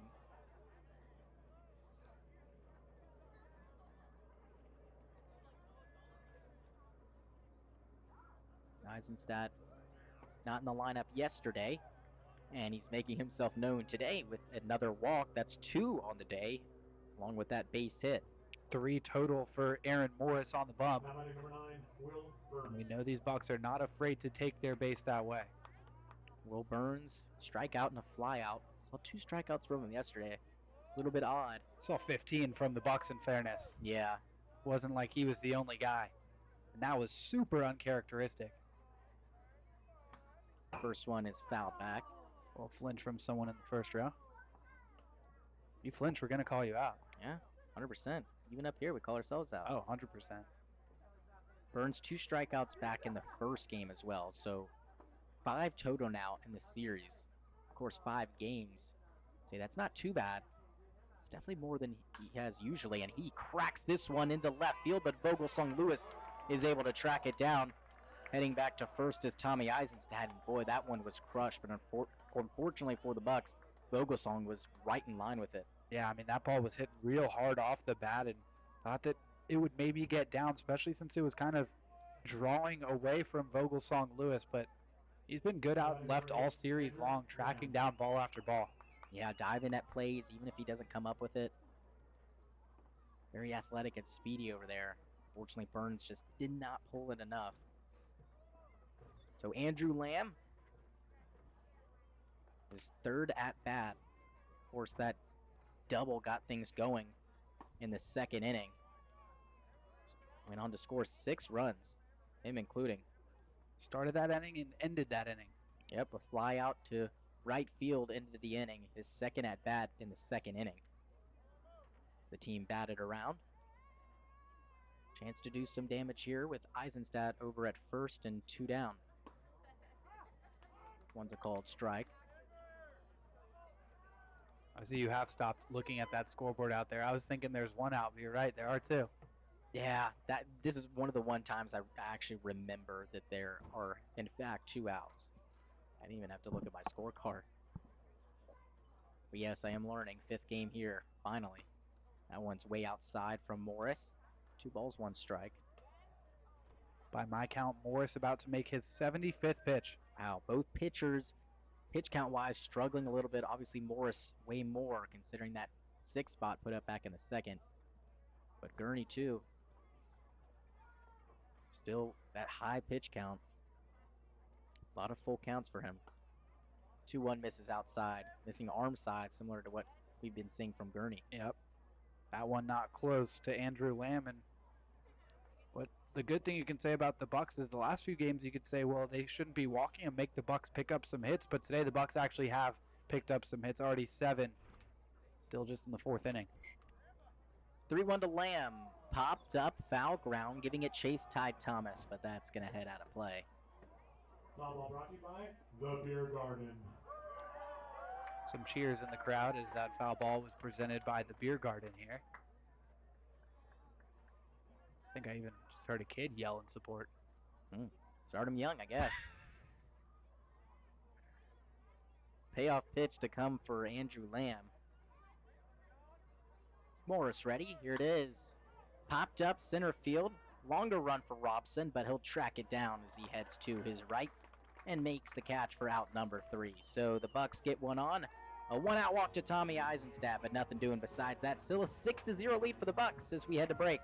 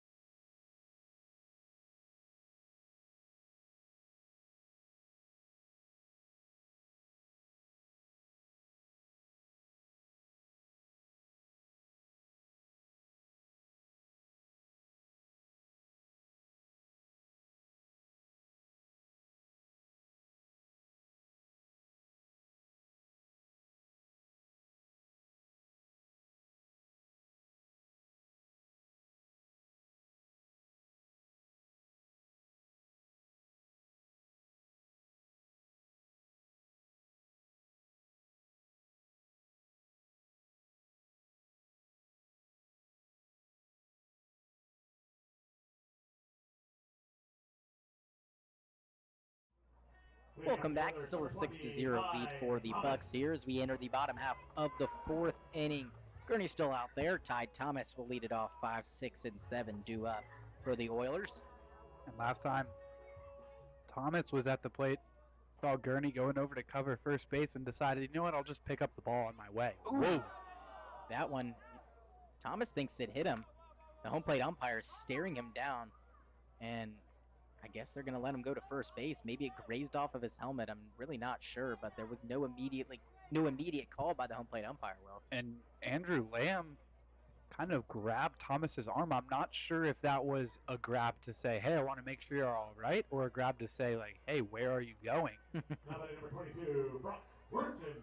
Well, either way, first pitch, and it plunks Ty Thomas, and saw Gurney still missing arm side during the warm-ups, actually. So I wonder if that's just a reoccurring issue in this outing, and it's something that he can fix. Not how you wanted to start, and especially if you're trying to get a 1-2-3 inning, which he has not done yet so far tonight. We remind you his pitch count is pretty high up there, so if he wants to get further into this ball game, he's got to manufacture quicker outs. That one misses low and away, and exact opposite of the last pitch to Ty Thomas. Yeah, by my count, his next will be his 60th. Might be a little bit different on the scoreboard you guys are seeing, where you have to track every single pitch, and if you run into a weird play around the base pass, you sometimes get behind. We know that firsthand, so no shame for the Oilers keeping score out here. We've had troubles ourselves, but Will usually keeps a pretty good score, especially when it comes to pitch count. 1 ball, no strikes. The batter, Brock Worthington. Pitch finds the zone. He walked in his lone appearance back in the second inning. Hankins up on the grass a little bit, waiting for a potential bunt, but Worthington, a catcher, doesn't have the biggest speed. We've seen Hankins in a lot of today's game. Way off the line over there at third base, too. 1-1's in the dirt, and a great stop by Lamb. Wow. Lamb, not a catcher every day, but you wouldn't know it from seeing that play. Not at all. He's very solid behind the plate. Guy that has played left field, right field, third base, catcher, of course. Played just about anywhere. And with the Bucs infield doing such a great job, especially as of late, hitting-wise and fielding-wise, it's tough to put him back in the infield. 2-1 misses upstairs. We did see him this series play in the outfield, I do believe. He's also been a designated hitter, so he's got the bat to stay in the lineup, and he's so versatile in the field, it's almost hard not to find a position for him every single night. Unfortunately for the Bucs, there's about 13 players who could say that same thing. 3 balls, 1 strike. The pitch from Gurney, that one hits him too. Wow. So that was a longer at bat, but both end in the same result. Worthington gets plunked, and Ty Thomas before him, and I think Worthington was a little bit upset about that last one. Yeah, I know that they'd assume there's no ill intent from Gurney, but you're not able to control it inside to righties.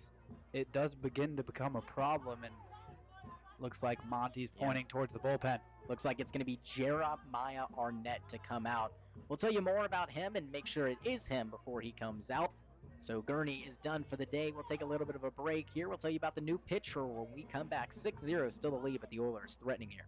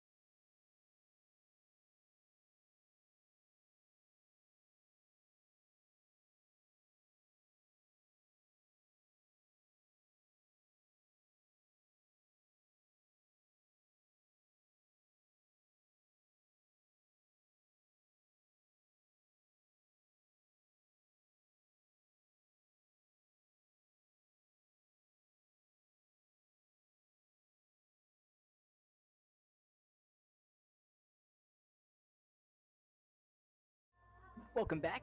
As expected, it is Jeremiah Arnett in relief for Chad Gurney. Last time out was here at the Peninsula in the first game of this series. Went 1 2/3 innings, got the win.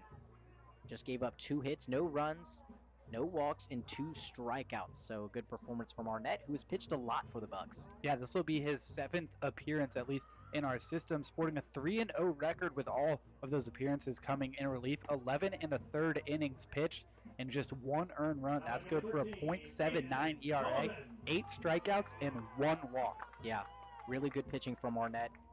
It's been somewhat of a middle reliever, sometimes goes a little bit longer, and here might have to go long because Gurney came out a little bit early. Just couldn't find that command. And this time with 2 runners on and nobody out, not going to let him try to face the rest of the order like they let him face in the second inning. He was able to get the ground ball double play and the strikeout with 2 hit by pitches. That command just wasn't really there for Gurney. So Arnett will have to face Aiden Sullivan, who squares to bunt, and he fouls that one back. And you talked about Arnett being a bit longer of a reliever. Only one of his previous 6 appearances was an inning. All the other ones were longer than that, either 1+, one of them 2 innings, and then up to 3 1/3 innings back on the 10th against the Oilers. So definitely the possibility of multiple innings here tonight. Ty Thomas at second, Worthgen at first. Squaring again and popping that foul is Sullivan. He's lucky that didn't find the glove of Josh Hankins at third. Yeah, just too far away from that foul line for Hankins to have a play, but when the ball goes up in the air like that, eyes of these infielders will light up. It's ahead in the count 0-2. Strikeout would be huge. Could still see Sullivan square again. You never know. 0-2, he doesn't. That one's upstairs. Talked about how Arnett has just 1 walk in 11 1/3 innings coming into today, and that's just really encouraging to see because in 14 2/3 innings as a freshman at Wichita State, he had 8 strikeouts and 12 walks. So definitely something that he's worked on and improved on. Pounds his own. Easiest thing you can say about him. 1-2's in the dirt. Great stop by Lamb. It's been a wall back there. He sure has. Great that the Bucs have multiple options behind the plate they can be confident in, both offensively and defensively. Of course, we can't close the line on Chad Gurney yet. Those 2 runners aboard are his responsibility. 2-2. Oh, just a bit inside, and that one looked really good. I think Arnett was thinking the same thing.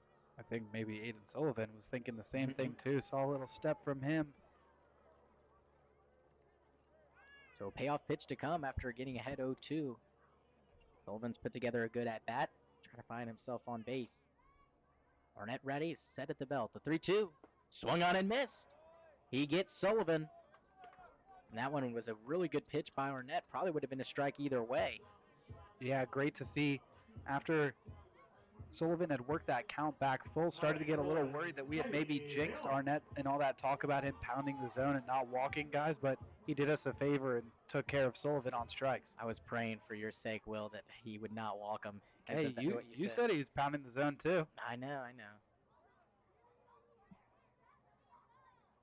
So middle infield at double play depth, pinching the middle. The first pitch to Leone is a called strike on the outer half. Leone grounded into a double play back in the second inning, and one would be much appreciated here.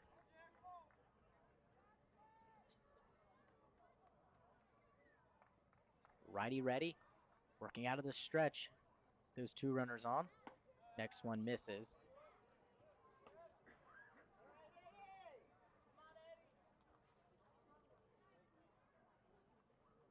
One ball, 1 strike. Leone and then Zachary Ferris if the Oilers can get that far.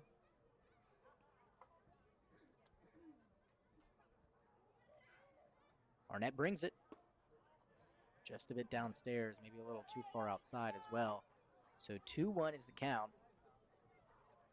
Of course, with Arnett in, the bullpen is not active anymore, and we expect Arnett to go fairly long considering he only went 1 2/3 4 days ago. And on top of that, an off day. You've already used a lot of your pitchers, and you've had to. Not that it's a bad thing at all. And in 7 straight games, everyone has pitched so far. So 3-1 count as that one missed. Now Leone trying to find himself aboard any way he can. The pitch swung on and missed. He was way too early on that pitch. Yeah, I didn't see a ton of break on it, so maybe a changeup that Arnett left upstairs, but regardless, Leone way out in front. Changeup, believe a curveball based off the warm-up tosses, and the signs sometimes the swipe of that glove can go either way. Might be a slurve though. Also, I believe I saw a two-seam in there. Definitely saw the changeup. Payoff pitch. Hit over the head of Christian Powell and down for a base hit. Coming around third, but stopping there is Ty Thomas, and it's a one-out base knock to make the bases loaded for Zachary Ferris, the 9-hole batter. I was a little bit surprised Thomas didn't get the green light just because of the limited opportunities for the Oilers, but at the same time, don't want to run into an out and maybe just looking for a big inning here, but at the same time, for Arnett, get one on the ground and you could be out of this with no damage done. So still just one out. Zachary Ferris struck out looking back in the second inning. See how Arnett tries to get out of this bases loaded jam as he fires that one outside of the zone. Even though Arnett hasn't been pounding the zone today, his misses are all really close. 1 ball, no strikes. The pitch fouled away. Like to see him fill up the zone. Try his best to stay ahead of these hitters and throw them off balance. Bucs put 6 runs up in the second inning. That's how we stand. Arnett ready again. Here's the 1-1. Check swing. He didn't go, though. Andrew Lamb able to pounce on that one. Another good stop. Yep. And they'll appeal down after the check swing, and Ferris was able to hold up. Great job by Lamb, just making sure that no matter what, that ball stays in front of you.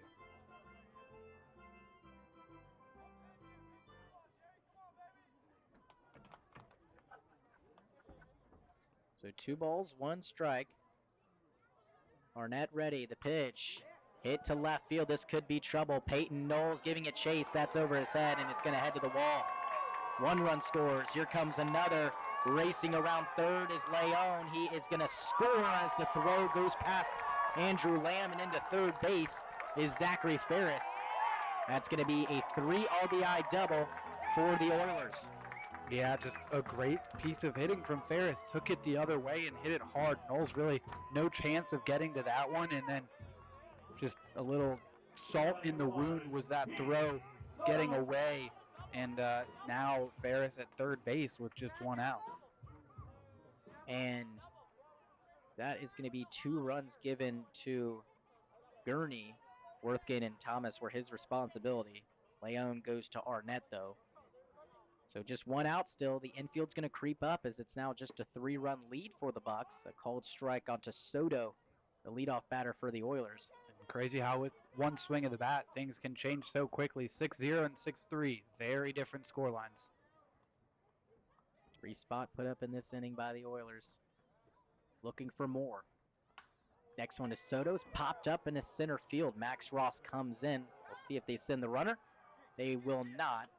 Ross throws an accurate one that's cut off by Carlo. 2 down. Yeah, and what I expected there with that ball hit shallowly. Ferris going to take a couple steps just to force Max Ross to make the throw, and Ross complies and does a good job. So Max Rothward, who has singled in both of his at-bats, really was hitting Gurney well, and we'll see how he fares against Arnett. The 4th run standing just 90 feet away for the Oilers. Key now, though, with 2 outs, the only way he's going to come home in all likelihood, as long as Lamb's able to keep everything in front of him, or other than an error, would be a base hit. No more potential of a sac fly or anything like that. And right as I talk about Lamb keeping balls in front of him, does a great job once again. The umpire will call time, and we're going to ask some of those fans that are by the bullpen to get in the bullpen. Not really sure why they're over there. I think the I think Bucs the bullpen just kicked him out. I think there's a little Oh, gap yes. between the bullpen and the wall. It's kind of tough to tell from here, so I That's think really they kind of came weird. around that corner. Why that is. I wonder why they thought they could stand there, though. 1-0's downstairs. Hey, I don't blame them giving it a try. As Why a not, fan, yeah. always trying to get as close to action as you can. Yep. 2 balls, no strikes. Burnett's fallen behind to most of the batters he's faced early on here. That one's a called strike.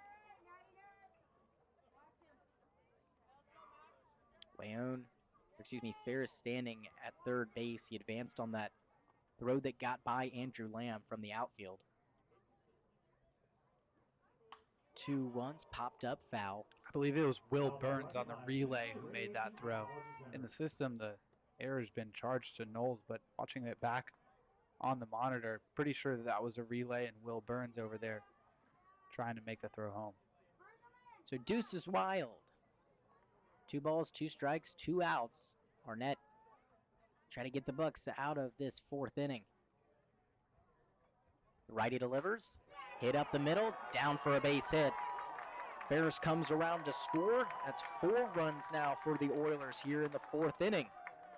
Yeah, I would have loved to see it held at just 3 with 2 outs and that runner on third base, but Rothberg hitting it right back where it came from, straight up the middle and dumping it into center field. And 6 runs from the Bucs in the second, but a little bit of a big delayed response from the Oilers now with 4 here in the 4th. And Rothberg, a big catalyst with 3 base hits on the day. Of course, only one of them bringing a run in, but he has really hit these Bucs pitchers well so far today in terms of Gurney and Arnett. Half of the team's hits, 3 of their 6. So Colin Robson rounded into a fielder's choice and struck out is up, and he fouls that one back. Dangerous hitter for the Oilers, has both of their home runs this season.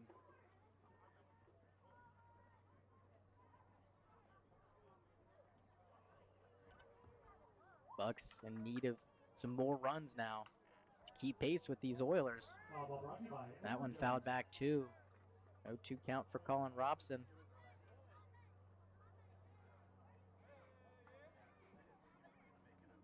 Robson, despite hitting .324, does have 12 strikeouts, make that 13 with his one back in the 3rd inning. That does lead the team. And yes, he does have the most amount of at-bats. Still very interesting to see. 0-2, the runner goes. This one's popped up into shallow left field. Long run for Peyton Knowles. Going to be a tough play, and it's going to fall. Peyton Knowles and Will Burns both can't come up with it. A run is going to score, and it's a 1-run ball game after that one falls from Colin Robson. Yeah, that play in just absolute no man's land. Good to see Burns and Knowles both getting up and appearing to be okay, but right off the bat, I was worried about that ball because it was just slicing towards the left field line, hit pretty shallowly, and in the end, neither of them able to make the play. Not their fault, just where that ball was placed, and the Oilers just keep adding on runs here in the 4th, and now it's just a 1-run game. So Elijah Vogelsong will bat. He will be the 9th hitter to come up to the plate for the Oilers, and it looks like another arm has started warming up in the pen for the Bucs. Looks like it's Rylan Hyder, who we saw yesterday, and we've seen the most out of the Bucs bullpen this season. Arnett's going to check on the runner. If you're Arnett, though, you can't even be mad with how that ball was hit off the bat of Robson. Super weak contact. The only reason he's at second base is just because it hung in the air so long, and with both players diving to try to make the play, it took them a second to corral it. And obviously is a double with how hard of a ball it was to get to for Peyton Knowles and Will Burns. So a double, and Rothberg scores on the RBI. Arnett ahead 0-1. 5-spot put up so far in this inning. The Oilers are not done. Like I said, Vogelsong is the 9th batter to come to the plate this inning for the Oilers. Ty Thomas led things off with a leadoff walk. And you know those always come back to haunt you. Oh, yeah. Back-to-back walks, or excuse me, hit by pitches, I guess I should say. And Arnett might have the runner, but not the best throw to Will Burns. Colin Robson able to get back safely. Yeah, Robson's been taking a few extra steps from second base, but Will Burns had a ways to go to get over to the base as well.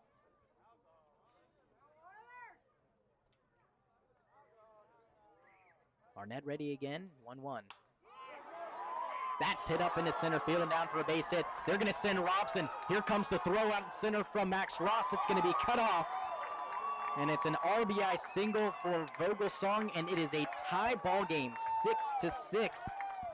Bucs getting a little taste of their own medicine with a 6-run inning.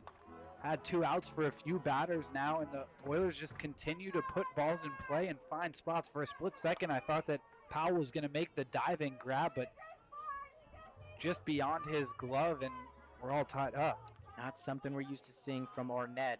He's now given up 4 runs. Of course, 2 of the 6 runs went to Gurney. Now Montez is going to come out and most likely might make a change, or at least one last talk to Arnett, and this would most likely be his final batter, I have to assume. But Montez gives a look towards the bullpen. I'm thinking that might be it for him. Just unfortunate. Oilers putting together really good at-bats, and the same line score for both teams. Or no, excuse me, that's 8 hits out there for the Oilers now, who surpassed the Bucs. So yes, it will be a new pitcher for Anchorage. We'll tell you more about him, and we'll be back with the play-by-play after this break.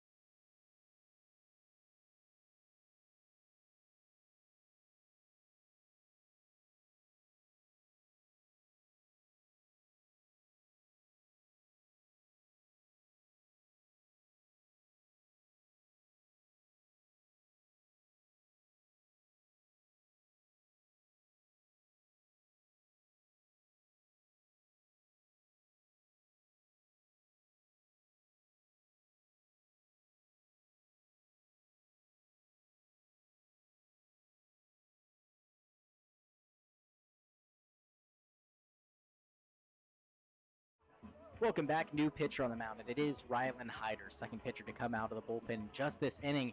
That's because the Oilers have put up a 6 spot so far. So Hyder, his last time out was actually yesterday. He's the most used reliever by far. Just pitched 2/3 of an inning. Looked really sharp. No hits, no runs, a strikeout. That's been his line, and looking for his whole season. Like I said, he's pitched a bunch. Yeah, this will be his 8th appearance, but I believe it's more than that if you count the non-league and maybe a game that wasn't put into the system. But as far as our stats go, 11 innings, 2 earned runs. That's good for a 1.64 ERA. 10 strikeouts and 6 walks for the Washington State Cougar. And he'll have to face Ty Thomas, who actually led off this inning, and he got hit by the first pitch he saw from Gurney. And didn't even get to see Arnett before Rylan Hyder gets the call out of the bullpen just to get this one out. Fires that one in the dirt, and a good stop again by Andrew Lamb. Great job by Lamb back there. And the Bucs just want to get this last out, put this tough, long 4th inning to an end, and give your bats a chance with basically a clean slate and 5 innings to go. 1 ball, no strike. Runner goes, pitches downstairs, and Lamb couldn't really control it. So there'll be no throw down to second to try to get Vogelsong, who moves up 90 feet. Vogelsong, a speedster. We've seen that in the field, and Lamb, I think, just kind of rushed and knew he was going to have to make that transfer quickly. Hyder down the count, 2-0. See if he can fill up the zone. Next one swung on and missed. Thomas took his head off of that one. And for Hyder, no matter what the count, we always know he's one pitch away from retiring batters because he's a ground ball machine. Sure is. Has some strikeout stuff too, so wouldn't be surprised if we can work back and get a K on Thomas, who grounds this one to third. Josh Hankins will put this inning to rest. So 6 runs come across the score for the Oilers. They tie things up with the Bucs. 6-6 is the score as we head to the 5th inning here in the Peninsula.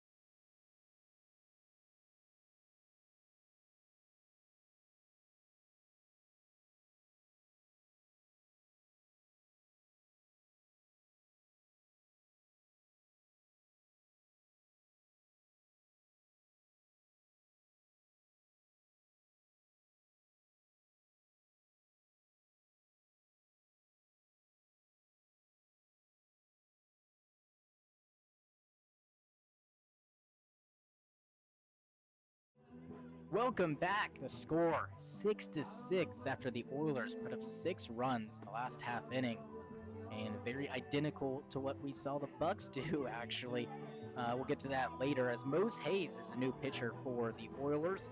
Last came out during this road trip. He pitched, or excuse me, during the road trip for the Bucs. Pitched back in the first game. Just went 2 innings, gave up 2 hits and a run.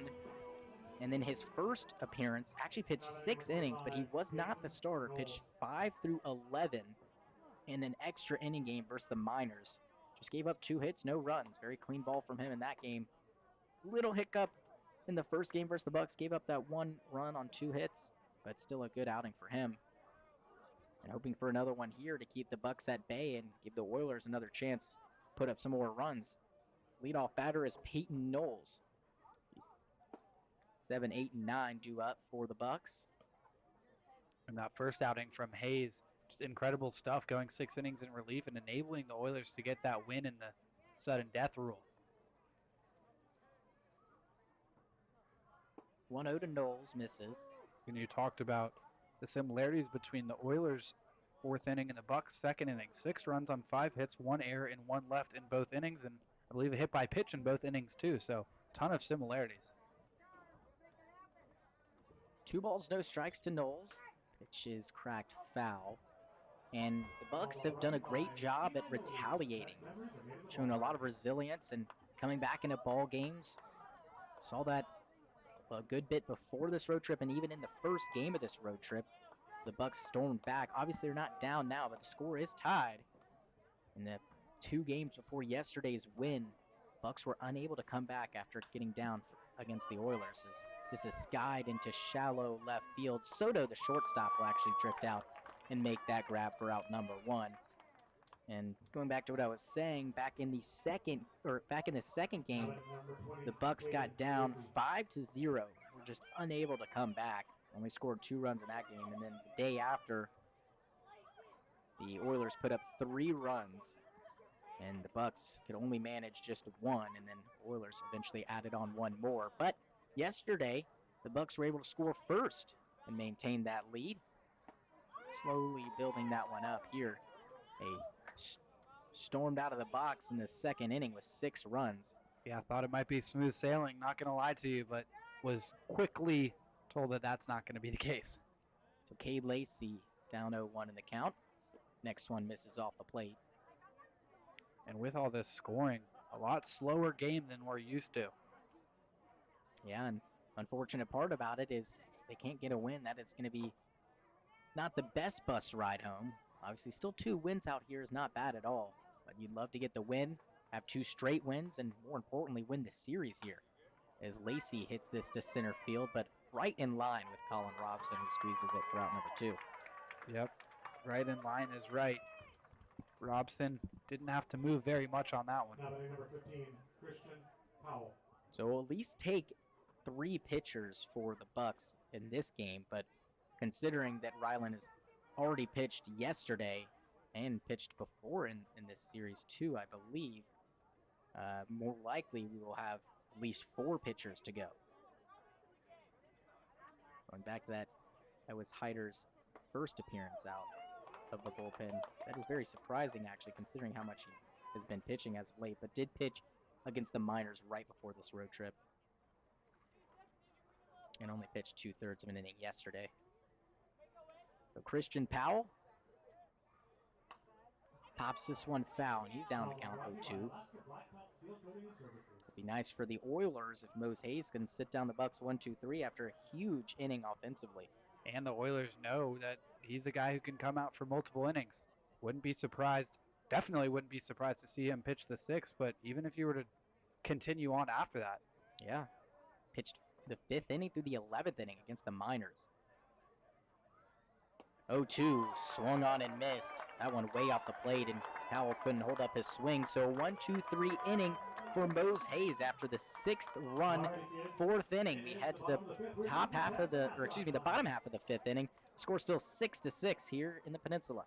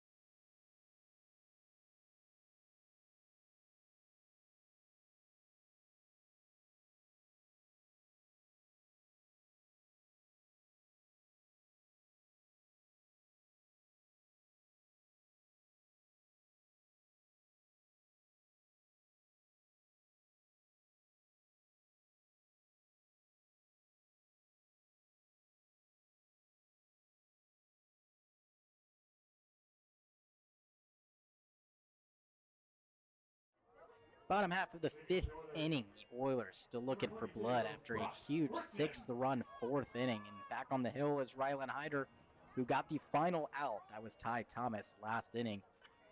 So just one batter faced and only a couple of pitches for Hyder to take care of Thomas. And he'll have to face Brock Wortgen, Ian Sullivan, and Eddie Leone. Here in the 5th inning, that one floats outside. Wortgen was hit by a pitch in that 6th run, 4th inning. Came around to score on that 3 RBI double by Zachary Ferris.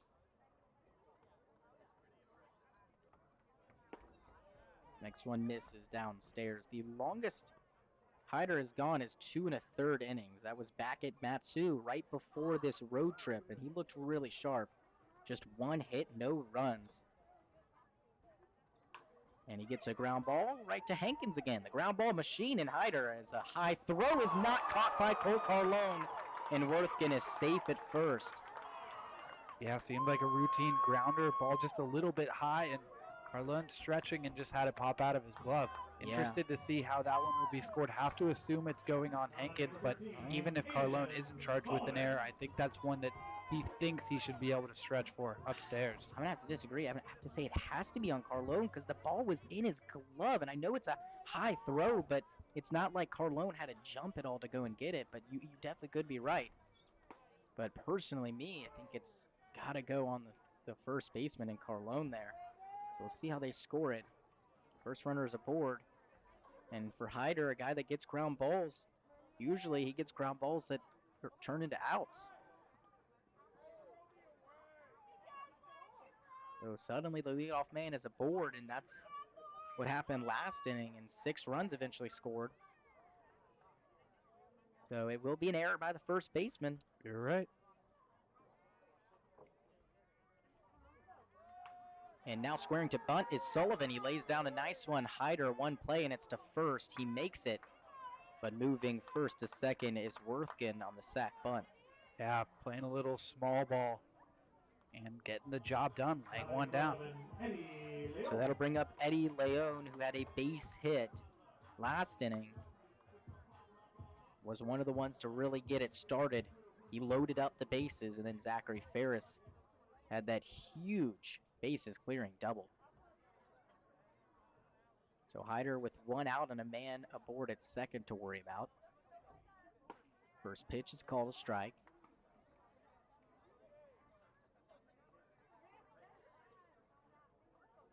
Back in that game versus the Miners, 2 strikeouts in the 2 1/3 innings. Most of them ground balls to get guys out. 0-1 in the dirt. Love a ground ball to the left side and keep the runner in Worthgen over at second base. 100%, and I know that Hankins and Carlone would love to combine soon here and be able to brush that play away. 1 ball, 1 strike, 1 out. And Leon wails on this one to left field. Peyton Knowles looks up. That's over the wall, and it's gone for a home run. Eddie Leon with a 2-run shot makes it an 8-6 ball game. That ball, I believe, went directly off the top of the wall. 1 foot shorter, and that is not a home run, and just unlucky, but for Leon joining. And it looks like Hankins and Leon having some words. And now Lamb is trying to defuse the situation. Bill Springman is coming out of the dugout, and now Worthgen is pushing on Lamb. And, Will, I'm the first one to say it. I don't like that at all, as Lamb is the one that's trying to push everything back. And Hyder, not one to be emotional on the field, is barking a little bit over there, too. And now Worthgen he's trying to play the middleman on this one, but I think the best thing is just walk back to your dugout. I'm not sure at all what happened, but I'm assuming Leon maybe said something coming around third. Hankins is a very quiet guy from our conversations with him. I can't imagine he'd say something to him. Yeah, I mean, no way to know if something was said from here. The trot around looks fairly normal. Yeah, there he goes. There he starts jawing at him there. I'm not sure if Hankins or Leon was the one to start it. Really tough to tell, but these Bucs are going to stand up for one another, that's for certain. Based on that delivery between Hankins and Hyder just now, it seemed like Hankins was sticking up for Hyder. My guess maybe Leon was saying something to him, and now both dugouts are going to get a warning from the home plate umpire, and I think that's the right call. But just by the look of it and my intuition, I'm assuming that Leon maybe had a little too much of a celebration for Hankins' liking, said something that he didn't like, but I just can't imagine from the conversation we had with Hankins that he would start anything. I mean, he's such a quiet guy. Yeah, definitely excited to ask the guys after the game what happened, but I can guarantee you one thing. The Bucs already really wanted this game to take home this series. They want it even more now. They don't want to lose to these guys, especially after that exchange. Whatever went down, they're not happy with it, and now there's even more pride on the line than there already was. And for Hyder, definitely just needs to calm down a little bit, let those, not nerves, but kind of the blood that was boiling in him, let it settle down a little bit, lock in on these batters, and just let your play do the talking. So the home plate umpire is just going to talk with Hyder. Probably laying down the ground rules after both benches get warned. And Hyder with a smile, so he seems comfortable at least on the rubber. And going back to that, I just really didn't like Worthkin trying to push Lamb back, and all Lamb was doing was just trying to tell everyone to separate. It seemed like Worthkin actually, by telling Lamb to calm down a little bit, seemed like he was riling everyone up a little bit even more. So if everyone wasn't on the top step before, they are now. The batter is Zachary Ferris after the 2-run bomb, the first home run I believe the Bucs have given up this season, Will. I want to say second. I can't remember which game specifically, but I want to say there has been another home run. 1-0, a tapper out to first. Carlone fields and steps on first for the first out. Well, unfortunately, speaking of Carlone, if he hadn't dropped that ball, it would have just been a solo shot. So we'll be looking at that to see if it will loom large for the Bucs going down the road. Yeah, definitely a factor to consider. I'm sure Carlone will be thinking the same thing, and he'll be due up third in the top of the sixth and definitely looking to make up for it. Soto takes a big swing and miss at that. And after tempers flare, and it seems like everything is okay for the moment. But like you said, if the Bucs didn't want to win it as much before, they really want to win it now. And I'm sure they already really wanted to win it and go back home with a 2-game win streak and a series victory. As this is Sky to right field. Cade Lacey comes on and makes the grab for out number 3. But Hyder unfortunately gives up the 2-run bomb to Eddie Leon. Tempers fly. We got a ball game here, folks. A 2-run lead for the Oilers, but the Bucs not backing down yet.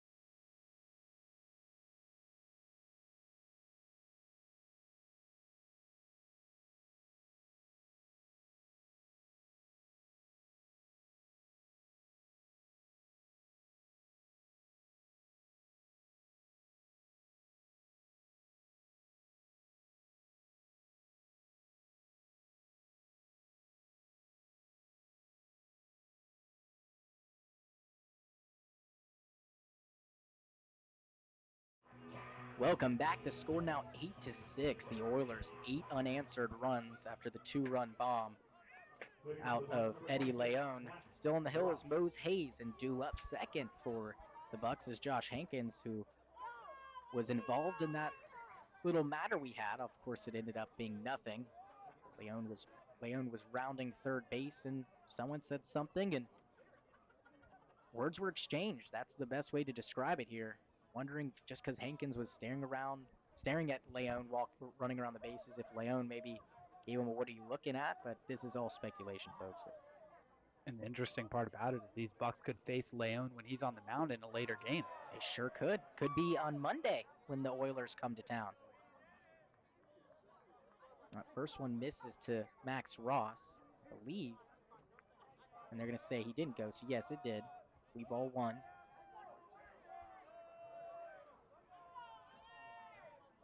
And it's just interesting to think about what could happen on that play. Like we've said, Hankins, a quiet guy. And when I mean quiet, one of the quieter guys on the team that we have talked to, seriously. For sure. I'm not saying that Leon did anything or said anything, but that's just what we know for sure. Next one to Ross, misses outside. Definitely something I'll be interested to talk to the guys about after the game, but for now, I guess we'll just have to focus on baseball, and that's what these Bucs need to do. Let their play do the talking, and there'd be no bigger punch to the face of the Oilers than the Bucs retaking the lead. So that one a called strike. 3 balls, 1 strike to Ross. Leadoff man would be ideal to start another rally. 6 runs back in the second. Couple runs shouldn't be too much to ask for. Ross lifts this foul ground, and it's going to get out of play.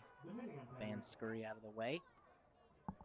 And if you're listening to the broadcast and you happen to be here at the Peninsula, we remind you that the bouncy house is open for kids. So if you have a kid, or if you're feeling your childhood energy and trying to channel that, please come by.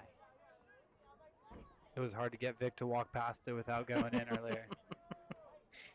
Good thing it wasn't blown up until right before the game. Had no choice, and Max Ross swings and misses at that one.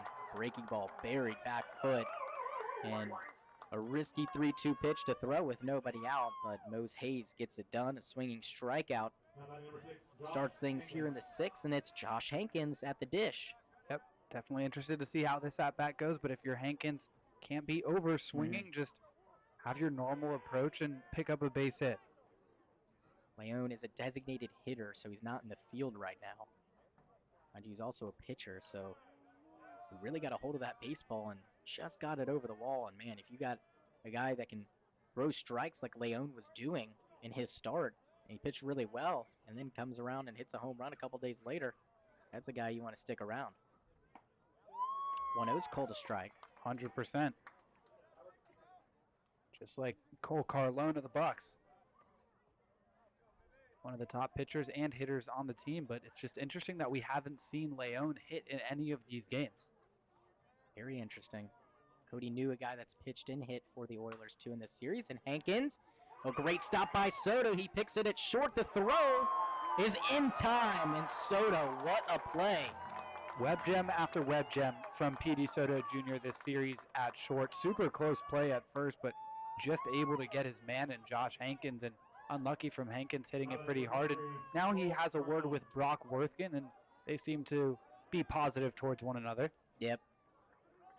Nothing too bad, and things shouldn't get crazy here in summer ball. These guys don't really know each other that well in terms of if going back to college conference rivalries get heated a little bit. These guys don't know each other that well, and some don't really know their teammates that well, considering this is just third week you've been up here, really, 4th week, I guess, but it seemed like so much longer, but in terms, it really hasn't. Yeah, but these Bucs, they've already seemed to get so close to one another, and I know if something were to get serious, they'd be standing up for one another in a heartbeat. Especially after this road trip, all the players staying together. That bingo house, the ball floats away outside, 2 balls, no strikes, and we walked in there yesterday, and we can confirm that it is a bingo house. Oh, yeah.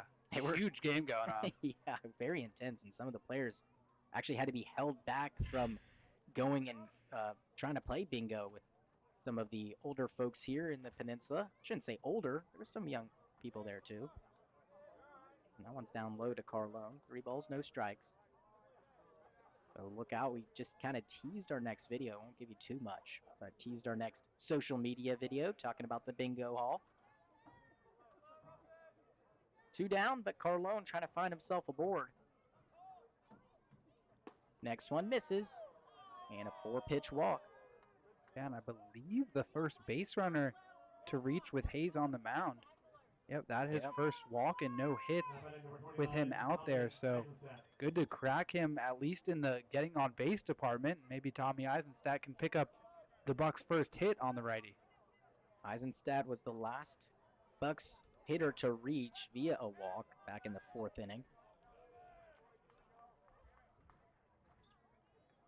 Pitcher Morris eventually retired the next 2 batters, work around that 1-out walk.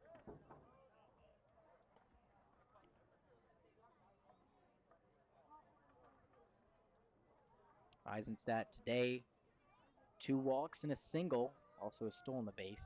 Picked up 2 runs batted in on that single. Carlone in there safely. Well, we've seen the Bucs come back before from larger leads than just 2, larger deficits than just 2. Wouldn't be surprised to see a comeback from the Bucs. Just may not start in this inning. Usually the comebacks have started earlier, though. As Eisenstadt lifts that to center field. Long run for Robson. He lays out. That one's going to get behind him. Carlone racing around third. He's going to get the red light from Sanagorski, unfortunately, but it was the right decision. A great throw out of the outfield.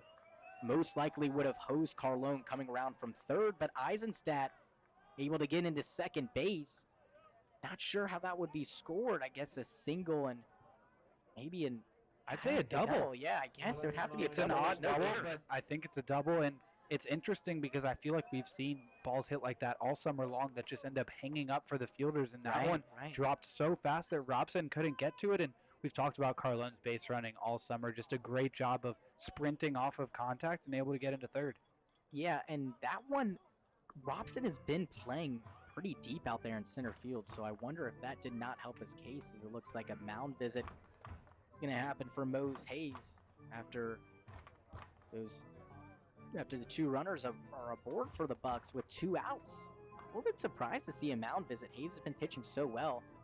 I guess a 4-pitch walk and a base hit like that will do it, but he's looked really sharp here, and he is facing Will Burns, who's a tough batter. Burns is 0 for 3, and you know he's licking his chops for a base hit. And I believe that that's head coach Larry McCann, not pitching coach Trey Holmes, but it doesn't look like they're making a change. So one of the rare situations where you see the head coach come out for a mound visit without the change in the bullpen. So Will Burns, who struck out back in the second inning, lined out and thrown out, is up to the plate. Yesterday, tough day, 0 for 3. The day before was 1 for 2 with with a walk. Like to see his bat get back to going. First one he sees is a slow breaking ball right in the heart of the zone. A little get me over pitch from Hayes. He's got to be careful with that. It's real slow, and if he hangs one, Burns could do some damage. No balls, 1 strike. Hayes brings it. Swung on and missed. Big swing out of Burns, who's coming off that baseball. It's what we saw in his strikeout back in the second inning. Just kind of taking his whole body out of the box. Not really staying in there as much. Use that quick swing, quick bat, quick hands from him. Yeah, it looked like a cutter or a slider, something breaking away from the righty Burns. No balls, 2 strikes. See how Burns tries to get back into this count. Pitch by Hayes. Just misses off the plate, and a good take by Burns. Great take. With 2 strikes, definitely easy to pull the trigger on that one, and you're probably not going to do much with it. Instead, able to lay off, get the call, and continue this AB. 1 ball, 2 strikes, 2 outs for Mose Hayes. Trying to work on the 2-out walk and the 2-out base hit, or double from Tommy Eisenstadt. Puts runners at second and third for Will Burns, who's down on the count. The righty ready, the 1-2. Swung on and missed. He got him with the off-speed. So Hayes is able to work around the 2-out walk and the 2-out double. We head to the bottom half of the 6th inning. Still 8-6 Oilers lead.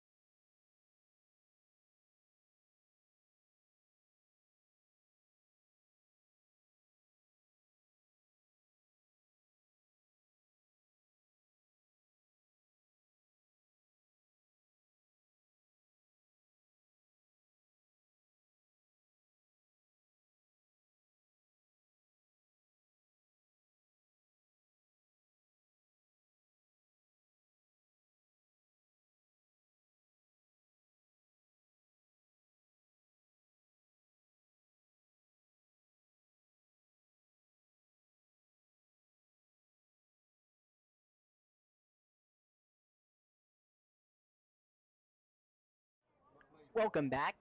Rylan Hyder still on the bump for the Bucs. Still an 8-6 lead for the Oilers after the Bucs could not get a run across despite the 2-out walk and 2-out double. That double by Tommy Eisenstadt. Unfortunately, Will Burns struck out swing. That puts us here, the bottom half of the 6th inning. Max Rothberg, the second baseman, will lead it off. He's got 3 base hits, 3 for 3 in his at-bats. Seen Gurney really well and saw Arnett really well in his lone at-bat versus him. He takes the ball inside from Rylan Hyder. Hyder looked good all season, and that's really the first big mistake he's given up. And that 2-run bomb to Leon. Feels like a huge AB to start this inning. Given Rothberg's success in the rough inning from Hyder, really get things going by retiring one of the best hitters for the Oilers. Leadoff man has reached the past 2 innings for the Oilers. Would love to get the first guy out if you're Rylan Hyder. Next one, a ground ball. Will Burns backhands. Long throw, and it pulls Carlone off the bag. And it seems like the Bucs now almost gifting the Oilers opportunity after opportunity. Yeah, no catastrophic errors, but plays are just a tick off right now. And just want to make sure things don't unravel. We've seen a lot of ground balls from Hyder, so definitely a chance of turning 2 here, but just plays we're used to seeing the Bucs make. And not the easiest play for Will Burns, but something that he usually makes 9 times out of 10. And scored an error. Error on the throw for Burns. Unfortunate for Hyder. And that's guided down the third base line and fair. Heading around second is Rothberg. He's going to hold up at third base as Peyton Knowles gets to it. Fires into the infield, but it's a stand-up double for Colin Robson. That's his second hit of the night and second double of the night. And for Hyder, you got what you're looking for. You got soft contact on the ground and just right inside the foul line. Not much you can do about it. And unlucky for Hyder in this Bucs defense. And now second and third and nobody out. And the threat of a big inning from the Oilers is immediate. And we've seen a couple of batters, or at least one, guided down the line against Hyder while he's pitching. I say it because I think it's more than just one time where he's gotten unlucky with that. An opposite field base knock. Ends up being a double, even though it's weak contact. Right down the line, another arm has begun warming up in the bullpen for the Bucs. Just wonder who it is. Looks like it might be Brody Purcell, who's been nails. But this Oilers team, it doesn't matter if Nolan Ryan's coming into the game. They've been hitting everyone. Some of the best guys for the Bucs. Beginning with Gurney. Gurney's been really good. Arnett has been very solid. And Hyder, arguably the best pitcher to come out of the bullpen. Yeah, they're catching these Bucs pitchers on a day when it's just they haven't had their best stuff. But with that 6th-run second, the Bucs are still in this thing. Just need to limit the damage here. The infield creeps up to the grass, trying to save that 9th run. It's a ball inside to Vogelsong, and this is the guy you want up if you're the Oilers. 2 hits yesterday was the only 2 hits. And already a hit here, and he's walked, so he's been on base twice. And even his out, that was a liner. It was hit hard. For the second straight game, the only lefty in the order for the Oilers. He fouls that one away. Thinks he just missed it.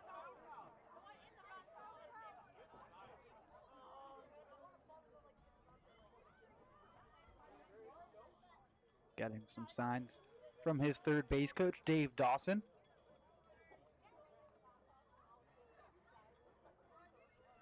One ball, one strike. Hyder in need of an out any way he can find it. Pitches in the dirt, gets stopped by Lamb, but tough batter in Vogelsong who will make you fight. He's a guy that's just most likely going to put it in play.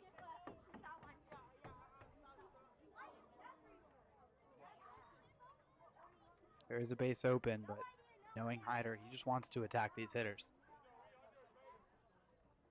Vogelsong with 9 strikeouts as he hits that past Carlone into right field. 1 run scores and a big red light at third for the runner, Colin Robson. But Max Rothberg comes around. It is a 9-6 ball game. And that's one of the downsides of bringing the infield in. Carlone playing in on that grass. Not a lot of time to react to that ball off the bat of Vogelsong Lewis. Luckily, it was hit hard enough to keep Robson at third, but still nobody out and another runner at third. Hyder could really use the ground ball, even if the Bucs give up another run. Would just love to turn 2 here. So back-to-back games with 2 hits, and Monty's going to have to come out of the dugout again. This is at least his 3rd or 4th time coming out to talk to a Bucs pitcher. The Oilers just can't seem to stop hitting. 11 hits now.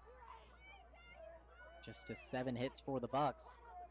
And he claps his hand, which means there'll be a new pitcher to come on. It's most likely Brody Purcell. We'll make sure we get you the right name, and we'll tell you more about the new hurler for the Bucs when we come back.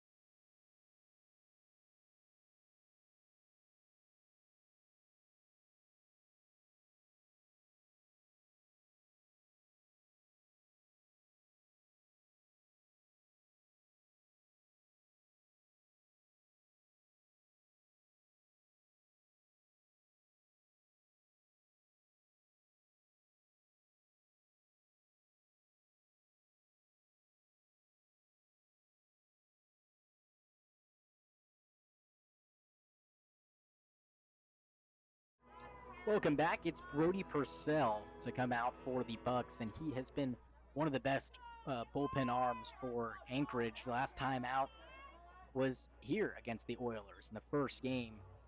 1 2/3 innings, no hits, no runs, very sharp. And he had 2 strikeouts. And he came on against the Glacier Pilots in a 6-5 win with nobody out, 2 runners aboard. And he was able to get 2 strikeouts and get the next guy out, and gave the win to the Bucs and giving himself another save, and that was a great performance by him. And here in a similar situation. Yep, just earlier on in the game, but still 1st and 3rd, nobody out. He's worked 8 1/3 innings across 6 appearances, giving up just 1 earned run, 10 strikeouts, 2 walks. Batter is Ty Thomas, who takes a cold strike. Purcell, one of those guys who's just going to pound the zone. Does not like to work around hitters. Probably won't work around Ty Thomas. He's going to go straight to attacking him. Runners at the corners. Oilers did get a run in this inning. Max Rothroy came around to score after Vogelsong Lewis's RBI single.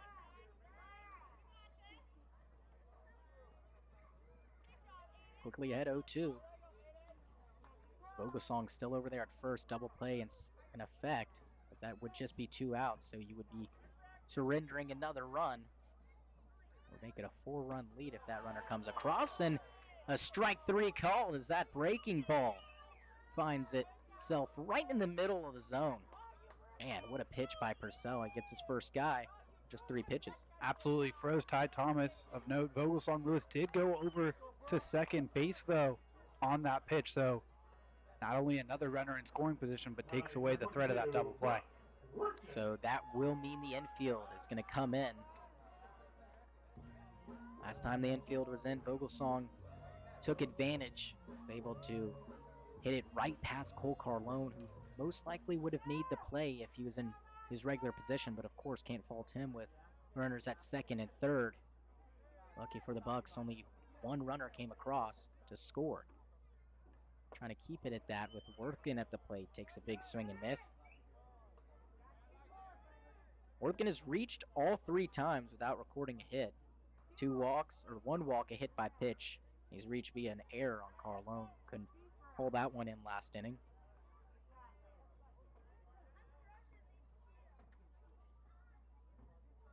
Purcell ready to pitch.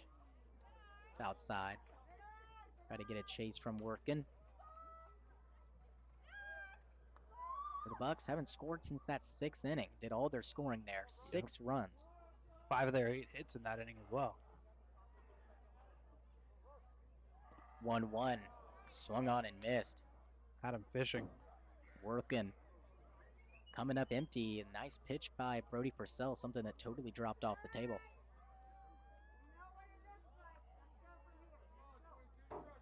We'll have another one of those here. Everything on the ground is going home if it's in the infield, or at least a look home. 1-2. Swung on and missed. Got him with the fastball. Climbed the ladder a little bit. Chased the high heat and back-to-back strikeouts. 2 down with those runners still at 2nd and 3rd. And just a great job changing the eye level. Give him something low in the dirt that he chases off speed, and then just give him the heat upstairs and too hard to resist, and just swung right through it. That'll bring up Aiden Sullivan. 1 for 3. Round out strikeout and a single. Swings and misses at the first one.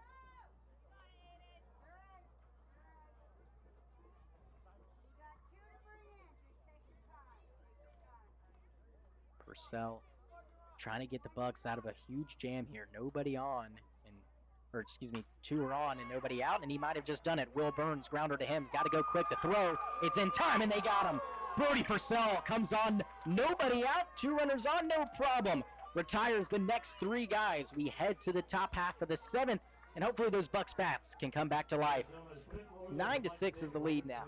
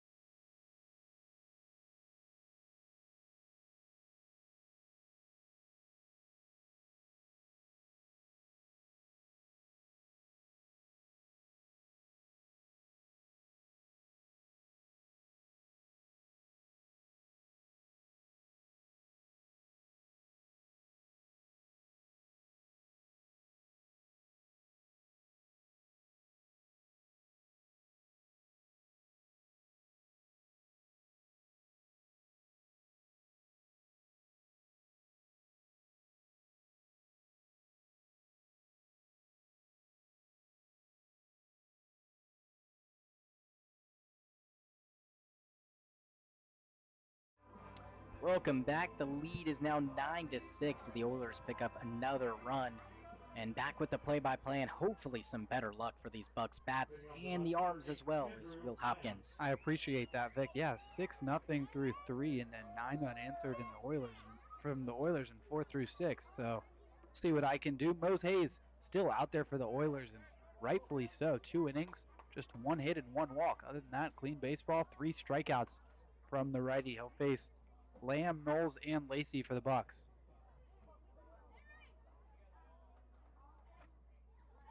Lamb scoring the first run of today's game, and been a lot of action since then. Yeah, but honestly, the right guy to have up. Lamb with just that double, with a huge double, and it started the inning and it started the rally for the Bucs. Let's see if he can do it again. Would love a rally here. That one just a little bit outside, so Lamb will touch the dirt with a 1-0 count. Like we've been saying, the Bucs have come back from larger deficits than just 3.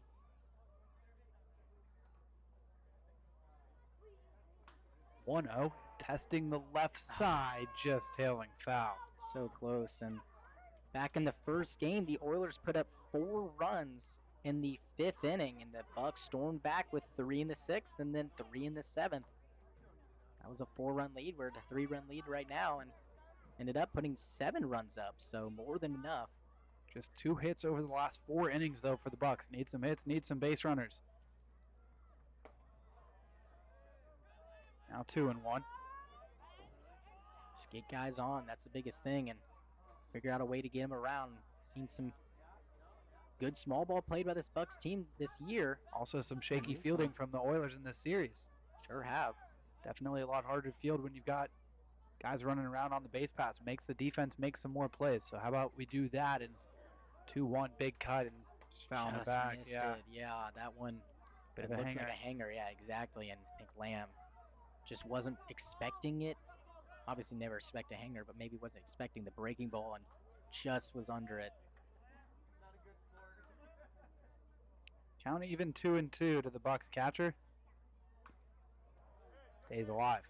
That nasty breaking ball's got so much movement. It's really hard, even if you do pick up on it, to put a good bat on it. Will Burns was totally fooled to end the 6th inning. Can't really blame him. That ball starts middle, and it ends up all the way in the other batter's box. That's the lefty batter box.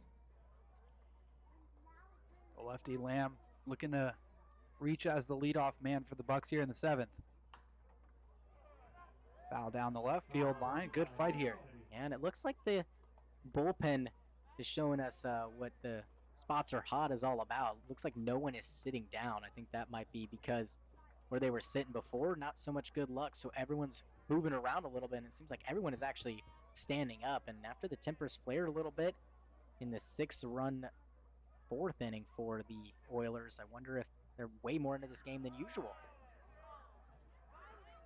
You always know it gets real when the bullpen's empty. Hopefully nothing happens to cause that today.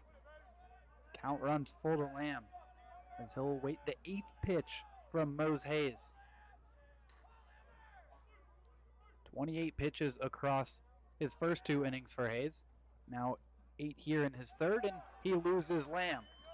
Yep, and this is how the rally started for the Oilers. A leadoff hit by pitch, and ended up scoring 6 runs, and here a leadoff walk. And just want to remind you that Eddie Leon, who hit the 2-run shot, is due up first next inning. Something to look out for. Don't expect anything from the Bucs, of course, but next at bat after a big 2-run home run, I'm sure he's feeling himself. Hopefully the Bucs can change the score before he comes to the plate. Peyton Knowles, couple of singles, and a diving grab by Colin Robson. Thought that maybe Peyton Knowles had single number 3, but Robson had other ideas. Great play out in center. Yep, Robson robbed him. And unfortunate for Peyton Knowles, who put a good bat on that baseball. That's just how things have been going for the Bucs over the last few innings. So now Cade Lacey, 2 fielders' choices in a line drive, looking for his first hit of the game. Christian Powell on deck, and then back to the top for the Bucs with Max Ross. Saw this line just continuing to move over the first few innings, not the case over the last few. Check on Lamb at first, he's in safely.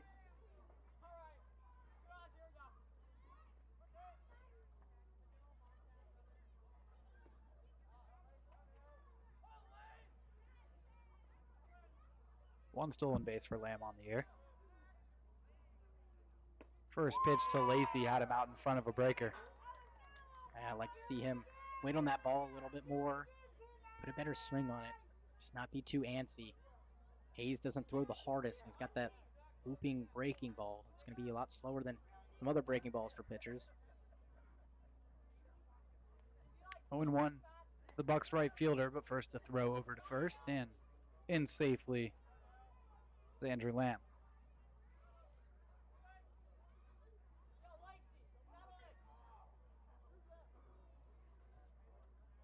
Just takes a couple base runners to start a rally.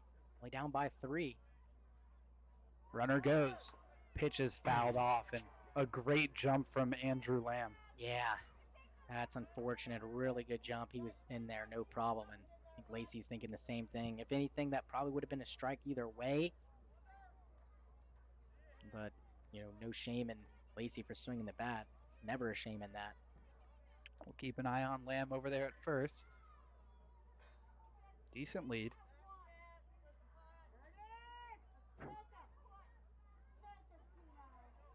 He stays put. And ball in the dirt, so he'll go over to second. No need for the stolen base. Advances on the wild pitch. Big turn around second. Good job on staying at second base. I like the big turn, though. Sometimes a big turn, and these guys, especially catchers, can get antsy. And if they see a big turn like that, could just fumble it. Yeah, they could airmail it over the third baseman. They realize too late and want to hold back, and somehow their arm keeps going to get a really weird throw. So not a bad decision by Lamb, but a good decision to not advance further. So runner in scoring position for the Bucs, trailing by 3 in the top of the 7th. Dancing around over there. Still dancing. And Hayes is going to have to step off. He was close. Yeah, I know I shouldn't say it, but he was close to balking there. Just, you could tell. Would have been understandable. Yeah, it took a long time when he came set. He was taking a look at Lamb, waiting for him to do something more convincing than hopping around out there. But he's got to be careful. Lamb's going to keep doing that. He should keep doing that after what happened last time. 1-2, right back up the middle and off of Hayes. Recovers and makes the throw to first. Wow. Looked like it hit one or both of his legs. They'll check on him, but did a great job of finding the ball and making a super accurate throw over to Ferris. Yeah, and I don't think he realized until Worthkin told him that that ball was still right in front of him. I think he thought it ricocheted further and it wasn't really his problem anymore. And once Worthkin told him where it was, he picked it up and threw a strike to first, so a really good play, and now he's just 1 out away from getting out of this inning despite a runner over there at third in the form of Andrew Lamb. He tells Coach McCann that he's A-OK, so he'll stay in the game. We build them tough in Alaska. As the PA announcer wants everyone to know that they build them tough in Alaska. Yeah, I think Mose Hayes from Palmer. Yep. Or Homer, sorry. Palmer is where Miners play. Homer not too far from here. I got to be lucky not to say anything too bad about our PA guy next door. He can hear us pretty clearly. He's a Mets fan. I'll leave it at that. Christian Powell to the plate for the Bucs. Takes one on the inside corner. Good pitch by Hayes, pounding the inner half. Hayes has looked really good in this game. Has come in and stirred things up for the Oilers. Would love to get Lamb in from third and just get the scoring back going for the Bucs, and now Powell finds himself behind 0-2. 0-2 with 2 outs. Lamb sitting 90 feet away from home plate, trying to cut into this 3-run deficit. 9 unanswered from the Oilers in the 4th, 5th, and 6th. 0-2 just a bit high. Great take from Powell. That's one that's tough to lay off. Well, really tough to lay off. Fastball upstairs a little bit, but not too high. Something that you think you could definitely hit, and you probably could hit it, but definitely too far outside of the zone to do any damage with it. Powell works at 1-2. He's singled, flown out, and struck out swinging. Hits this one hard out to left, retreating quickly as Vogelsong Lewis, and he's able to make the catch just a few feet shy of the warning track. Lamb stranded at third. The lead is still 3 for the Oilers. Time to stretch on the Peninsula.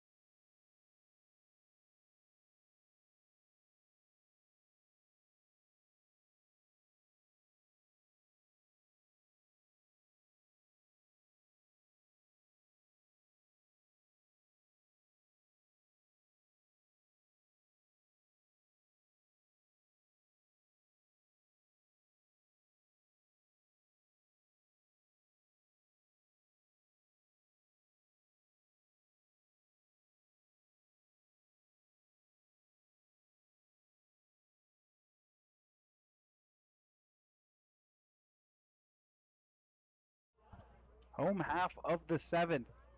Oilers have struck back in a big way. Lead this one 9-6.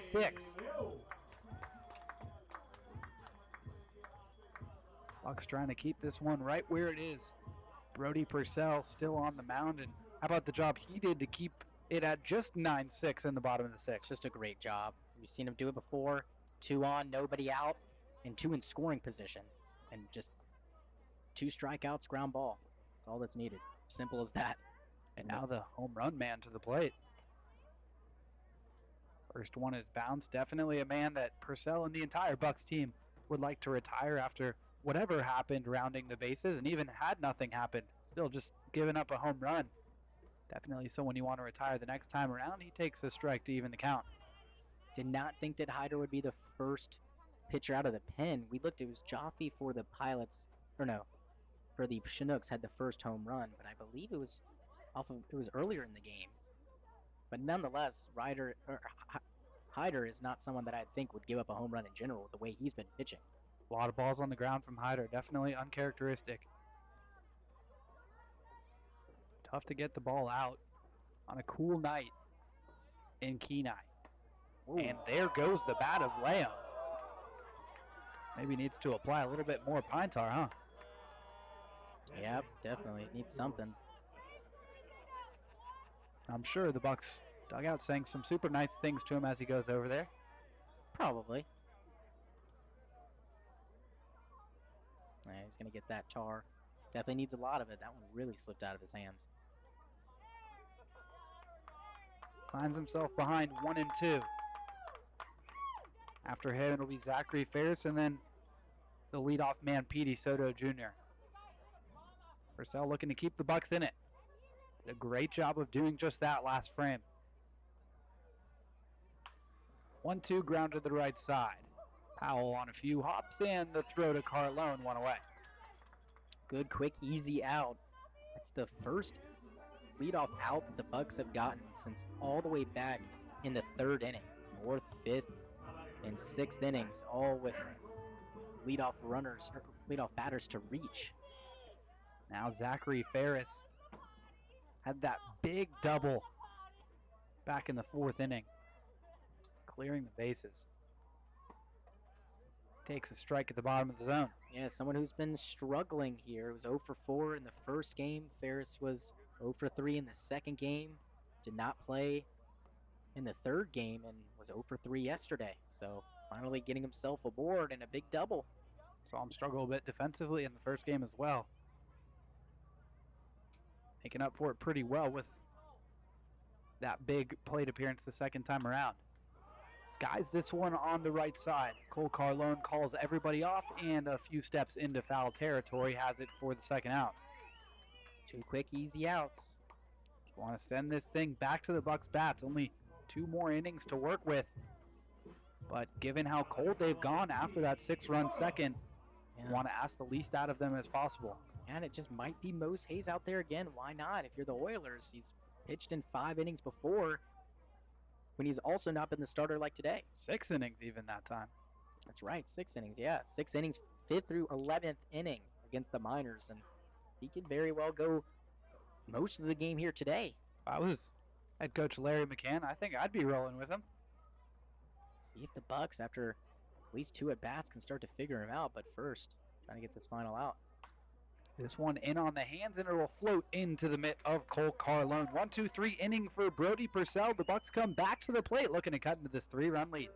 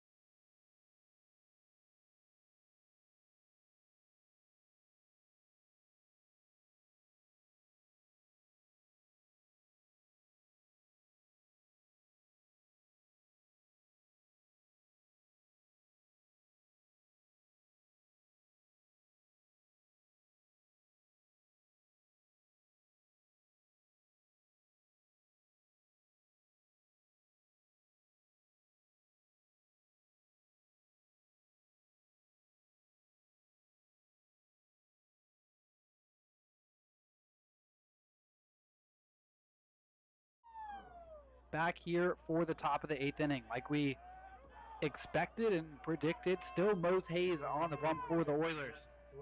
He'll face the top 3 in the Bucs order: Max Ross, Josh Hankins, and Cole Carlone. Would love to see Ross get aboard, maybe wreak some havoc on the base paths and make these Oilers spiral for a big inning for the Bucs, needing 3 runs with just 6 outs to get them. First guy on, that's important. Couldn't do anything last inning with the first guy on, though. And leadoff guy, it's perfect. This is a good lineup to get it done. I mean, all these Bucs hitters, and the whole team has hit really well this whole season.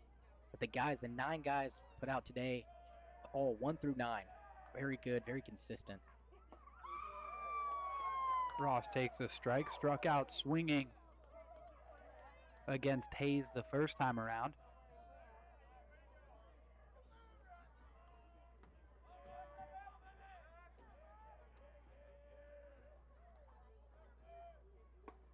One. Good job from Ross there holding up, as that pitch was inside, and now in a good count, 2-1.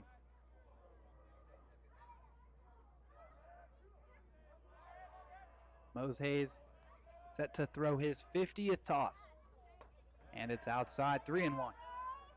Hitters count. Gotta be smart if you're Ross. Hayes has looked really good. Hasn't given up a lot of free passes. Ross has already walked and been hit by a pitch.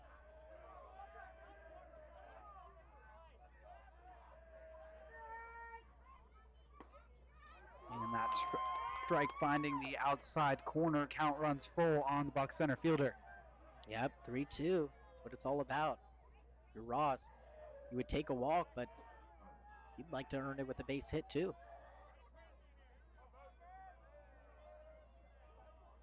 Hayes and Ross ready for the payoff. 3-2 breaker, and a lot of vertical break on that one. Good job by Ross to just get a piece of it and stay alive. Yeah, it looked like it was going to fall into the bottom half of the zone there. I'm not sure. But if it was, then a good job just getting a piece of it, stay alive, and force Hayes to make another good pitch. Another 3-2 coming. And another foul ball. Sped him up with the fastball. Ross saw it coming and was just able to foul it off. That's the best thing you'll do there after seeing a breaking ball right before it. Max Ross will see an 8th pitch from Hayes this AB. Josh Hankins waiting on deck. Long wait on deck. Another full count offering. And a beautiful breaking ball freezes Max Ross for strike 3. And that one hurt.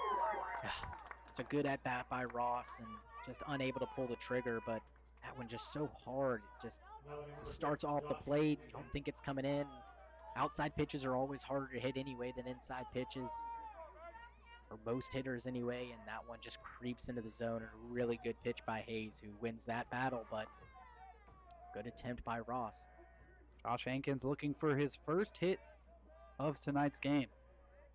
0 for 4 thus far. Swings at the first pitch and fouls it back. That one also looked like one that kind of hung up in the zone a little bit. Hankins was just missing it. Grounded out to P.D. Soto Jr. at short. First time facing Hayes.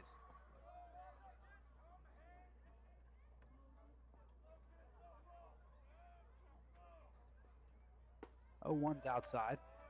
Time running out for these Bucs. Just 5 outs left, and the second game and the third game got down and couldn't really fight their way back, and now they're down later in the ball game, and it doesn't really help their case at all. Things were going swimmingly, up 6-0 through 3. Ground ball on the left side, that'll roll foul. 6 runs in the second from the Bucs, and then 6 from the Oilers in the fourth to tie things up. Couple in the fifth, 1 in the sixth, and Bucs just haven't gotten much going offensively since that outburst in the second. Thought that was maybe a sign of things to come throughout this game. Offensively, not the case. 5 hits in that inning and 1 in the first, and then just 2 since then. 1-2 hit high in the air on the right side. Zachary Ferris in foul territory makes the play. There's 2 away. Yep, now just 4 outs, and it's really tough. for the batters at least. You put up 6 runs in the second and kind of get on your heels. And not that I'm blaming the bats at all. And in all honesty, that's probably what most teams would do. You put up 6 runs so early on, and with how well the pitching's been going, especially after yesterday's game, Rummery looked so good, and then Gurney looked great against the Pilots back a week ago. So you expect a good outing out of him, and unfortunately, you just don't get one. And Arnett struggled too. That's where we stand right now. Pitching has looked great all series, and in all honesty, I think all of the pitchers that came in today, it just so happened that it was some of their worst performances on an individual level, and they all just kind of lined up together on the same day. Yeah, and maybe you'd say, oh, we should have put Brody Purcell in right after. Well, he could have just fallen right in line and not had his best stuff, and the Oilers could have just been hitting really well in that inning. Carlone quickly behind 0-2. Hayes looking for a 1-2-3.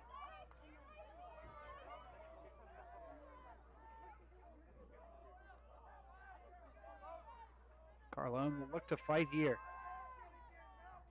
Gonna be tough, 0-2.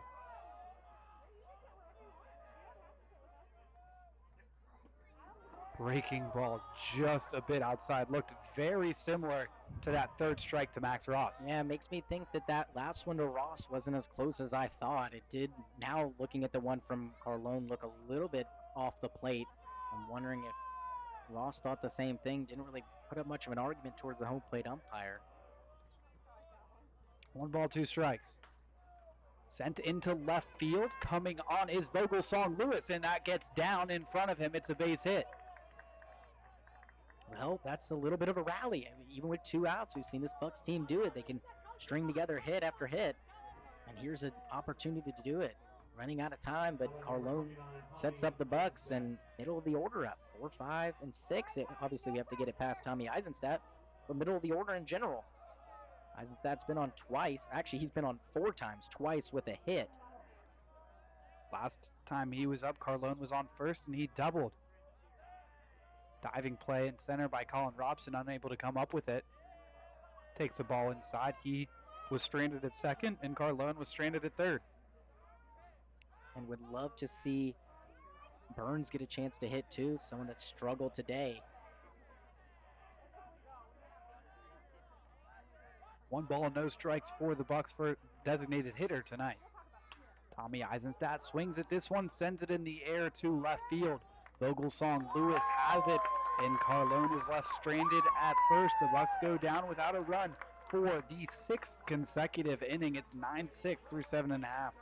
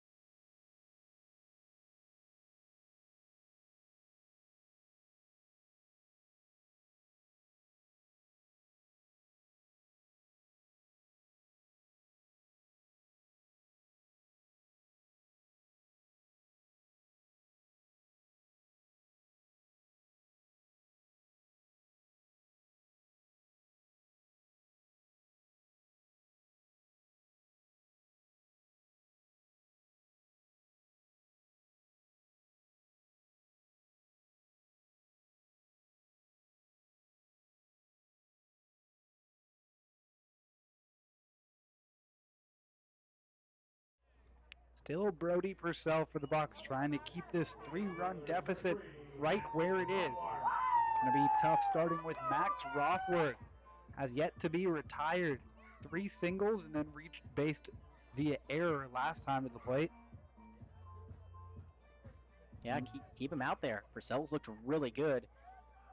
1-2-3 inning coming off of the huge inning where he got out of a jam. This one pulled down the third base line and just foul. Yeah, that was just foul. Really lucky for Purcell and the Bucs that was not a fair ball. 3 runs. Obviously, it's just 1 run different than 4 runs, but the way you look at it on the scoreboard, it's just a lot different. Rothberg, the lone run in that 6th inning, and that's where the lead stands from that run. 3-run lead for the Oilers. Pitch is outside. Bucs will have just one more crack at it. Will Burns, Andrew Lamb, and Peyton Knowles, but Purcell first needs to make sure that they come to the plate with the lead still just 3 for the Oilers. 1-1's upstairs. Rothberg has reached base all 4 times he's gotten up to the plate. Last one didn't get a hit, so he's still 3 for 3, reach base via an error. 2-1, cracked out to center field. Max Ross towards right center, and he makes the play. Last inning, no strikeouts for Purcell, who had 2. He came on to relieve for Hyder. Has since gotten a couple ground balls and line out and 2 flyouts. Colin Robson, another man who's been tough to retire. Couple of doubles his last 2 times to the plate. Has also reached via fielder's choice. Purcell gets a swing and a miss from the lefty. This game just goes to show you that this is why these are the 2 best teams in the league. The Oilers can really play some ball and have done a good job against these Bucs, scoring runs. The pitching's been there when they needed it to be. And shut down this Bucs offense at times. Of course, that 6 spot back in the 2nd inning is almost, right now, especially if they do end up winning this game, is overshadowed by all the goose eggs in the other innings, Will. I would say the exact same thing. I think we were both thinking after that 6-run second that we're going to see runs all night from the Bucs.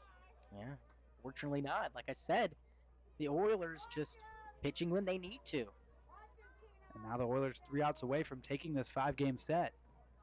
These 2 teams will play again in just a couple of days, but 5 games all here at Coral Seymour Memorial Ballpark.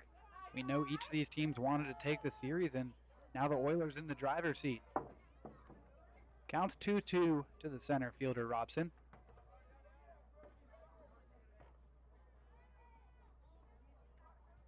Pitch from Purcell. Swing and a miss, strike 3. 3rd strikeout of the outing for Purcell, and now with the bases empty and 2 away, it'll be the left fielder Elijah Vogelsong Lewis.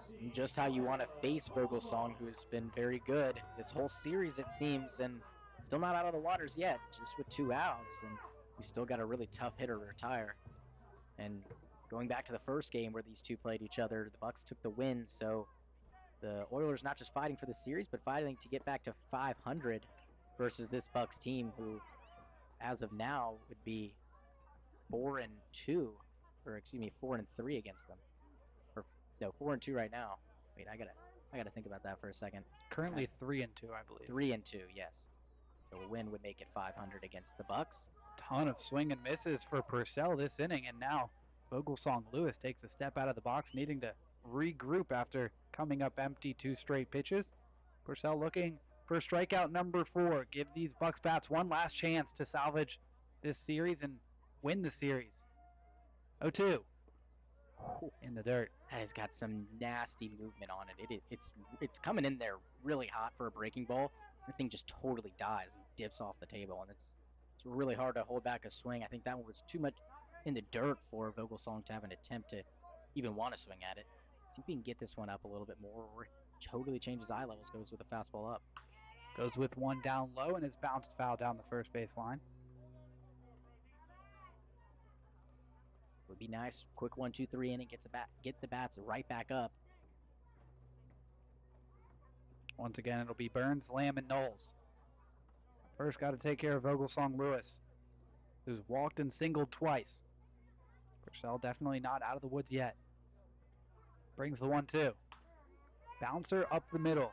Will Burns has it and makes the throw to Carlone for the 3rd out. So Purcell takes care of business, keeping the Oilers scoreless in the 8th. Bucs trail by 3. Looking to change that when we come back.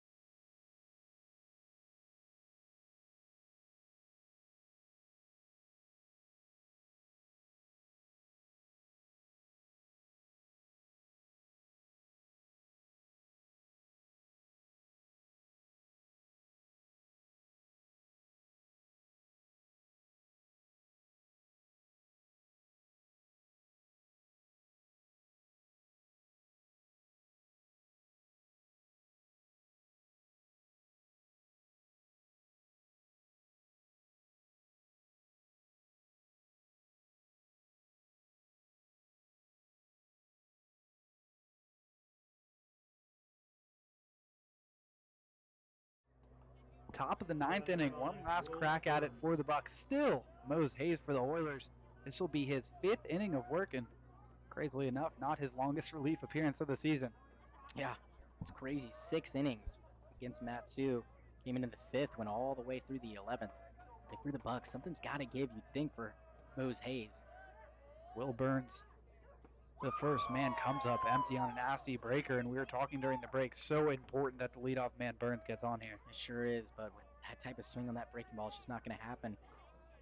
He's got to have a quicker swing and be able to time, but it's so hard. That breaking ball looks so good, and if a guy as good as Burns is struggling with it, then you know a lot of other guys would. This time squares it up, but going to hang up in center field.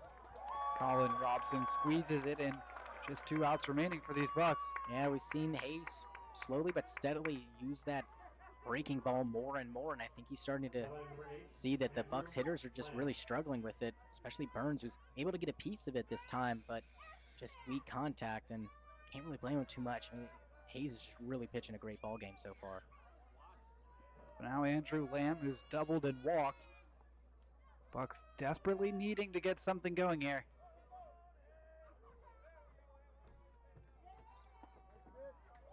That one finds the outside corner. Yeah, he's just hitting everything right now. He's so locked in. Pace is really good. Everything is on his own timing. A lot of shakeoffs on this next pitch, though. See if he made the right decision. Nope, just a little bit low. Counts even to Andrew Lamb with Peyton Knowles waiting on deck. Knowles, the first hitter that Hayes faced way back in the 5th inning. Man, it seems like this Bucs dugout's still pretty rowdy over there. They're not giving up. Not at all. Everyone's there. The bullpen has moved into the dugout, which is obviously, you know, considering this might be the final shot, but they could tie it up and this game could go longer. Put in play to left center field. Looks like it'll be Robson, and it is the second out that he's made so far this inning. And now Peyton Knowles, the man who started things for Hayes today, hoping to not be the last man Hayes sees. Like I said, that the bullpen clearing out, and talked about those, what was it, the hot seats or spots hot? Yeah. Spots hot, and nothing's been hot lately. It's been hot, exactly. So they're all moving a little bit, and I'll move myself here a little bit. Maybe just start a little bit of a rally. Well, you never know. I'll move a little bit too. See if PK can get something going for us. Takes a strike on that breaker, and Hayes is going to that often now. Like I said, he's been landing it perfectly. Why not? The little Uncle Charlie use it about 50% of the time. 0-1 to Peyton Knowles. That one's way inside, almost hit him. I think he might have given a look saying, I shouldn't have moved my foot out of the way. I don't know if that would have gotten him either way, but it was definitely close and didn't move out of the way completely, but moved his foot, and maybe he's regretting that. That was something off speed from Hayes. Count even to the Bucs left fielder. 1-1 hit out to center, and that's going to get down for a base hit. Maybe they're right about the spots are hot. The Bucs have a base runner with 2 away. It's Peyton Knowles, and now a chance for Cade Lacey. Yep, Lacey today has reached on 2 fielders' choices. Has a stolen base and has scored a run. He's also flown out and grounded out. So he'd like his first base hit of the night to come in a crucial moment with 2 down. Bucs would love to have it here. Would love to at least just bring the tying run to the plate. Lacey takes one inside. Christian Powell waiting on deck. Hit a ball hard last time up. Just holding up in left field for Vogelsong Lewis. Love to give him another crack at it. Knowles at first. Lacey in the box. Swings it. This one hits it hard out to left. Retreating is Vogelsong Lewis. Still retreating and off the top of the wall and out of here. How about that? Cade Lacey with a bomb to left. Second ball we've seen off the top of the wall over there. And now we have just a 1-run game. Do not move, Will. Do not move a single muscle. Stay in the exact same spot. Oh my goodness. Late life from these Bucs who were silent for 6 innings. Now 2 in the 9th, and you do get that tying run to the plate. It's Christian Powell. And if you're Powell, after seeing that last one, you want to go launch mode too, but you got to be careful. You are the final out. You got to be smart about how you go about this at bat, knowing that the top of the order is up behind you. Find a way to get on. Would love to see Powell just get on. Takes a strike. It's a good get back pitch for Mose Hayes. Don't want to see him find his rhythm though. Anything in the zone, gotta foul it off. Max Ross waiting on deck. First runs that Hayes has surrendered since coming on in the 5th. 0-1 to Powell. Swing, hit into left field, base hit. Yep. The tying run is aboard for the Bucs, and the leading run comes to the plate in the form of Max Ross. And Powell, pretty speedy guy over there at first. I was just about to say that, Will. No need for a pinch runner. Powell can do it himself. He is speedy. And a big decision for Sanagorski over there. Are you going to send him, put him in scoring position? He is that third and final out. It's a huge decision for Sanagorski. With 2 down and a runner at first, it is hard to think that Powell has a chance to score. Obviously, a gapper could do it. I want to get those wheels turning. We'll see, Will. Powell's going. Pitches low, throw down to second. In there safely. Christian Powell with a base hit and a stolen base is into scoring position. And now a single from Max Ross could have us all tied up. Down the third base line. Pitcher and catcher going out there to warm up just in case this thing gets tied up and we have to go to extras, or obviously the bottom of the 9th, excuse me. Christian Powell at second base. Max Ross at the plate. 1-0 coming from Hayes. It's outside. Ross has reached base twice, a walk and a hit by pitch. Josh Hankins waiting on deck. Yeah, and that Bucs dugout not going to help Hayes out at all. Every single pitch, they're going to be howling. 2-0 coming to the Bucs center fielder. Just finds the zone. Huge pitch from Hayes there, catching a corner. 2-1 and 3-0, night and day. Not a bad pitch to take, though. I didn't really like where it was placed by Hayes. Although it catches that corner, I think it's a good job by Ross to spit on it. Tying run in scoring position. Go ahead run at the plate. And now 3-1.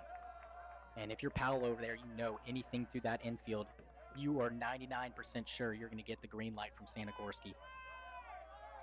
I guess I shouldn't say that. The outfield does look even more shallow than usual. Especially Robson in center. Sure does.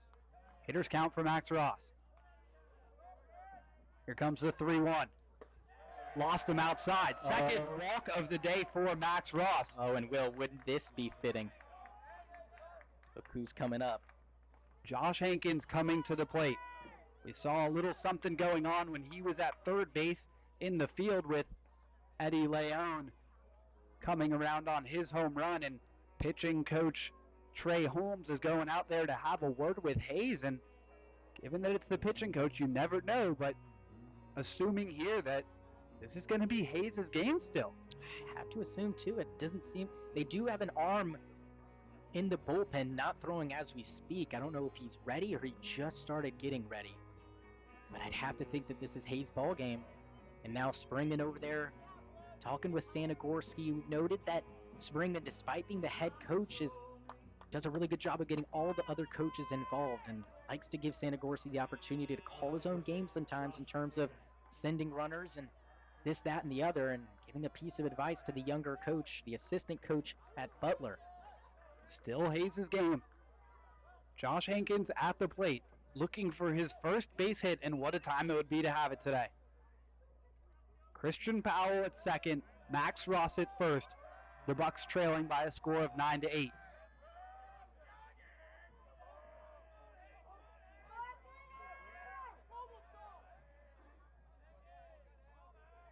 Hayes ready, and he comes home with the first one to Hankins, and that's way outside. Great stop by Worthkin, also something to keep an eye on. Great take by Hankins. He saw that ball was middle, honestly starting on the outer half of that zone, and he knows that it's the breaking ball. If it starts on that outer half of the zone, it's just going further outside.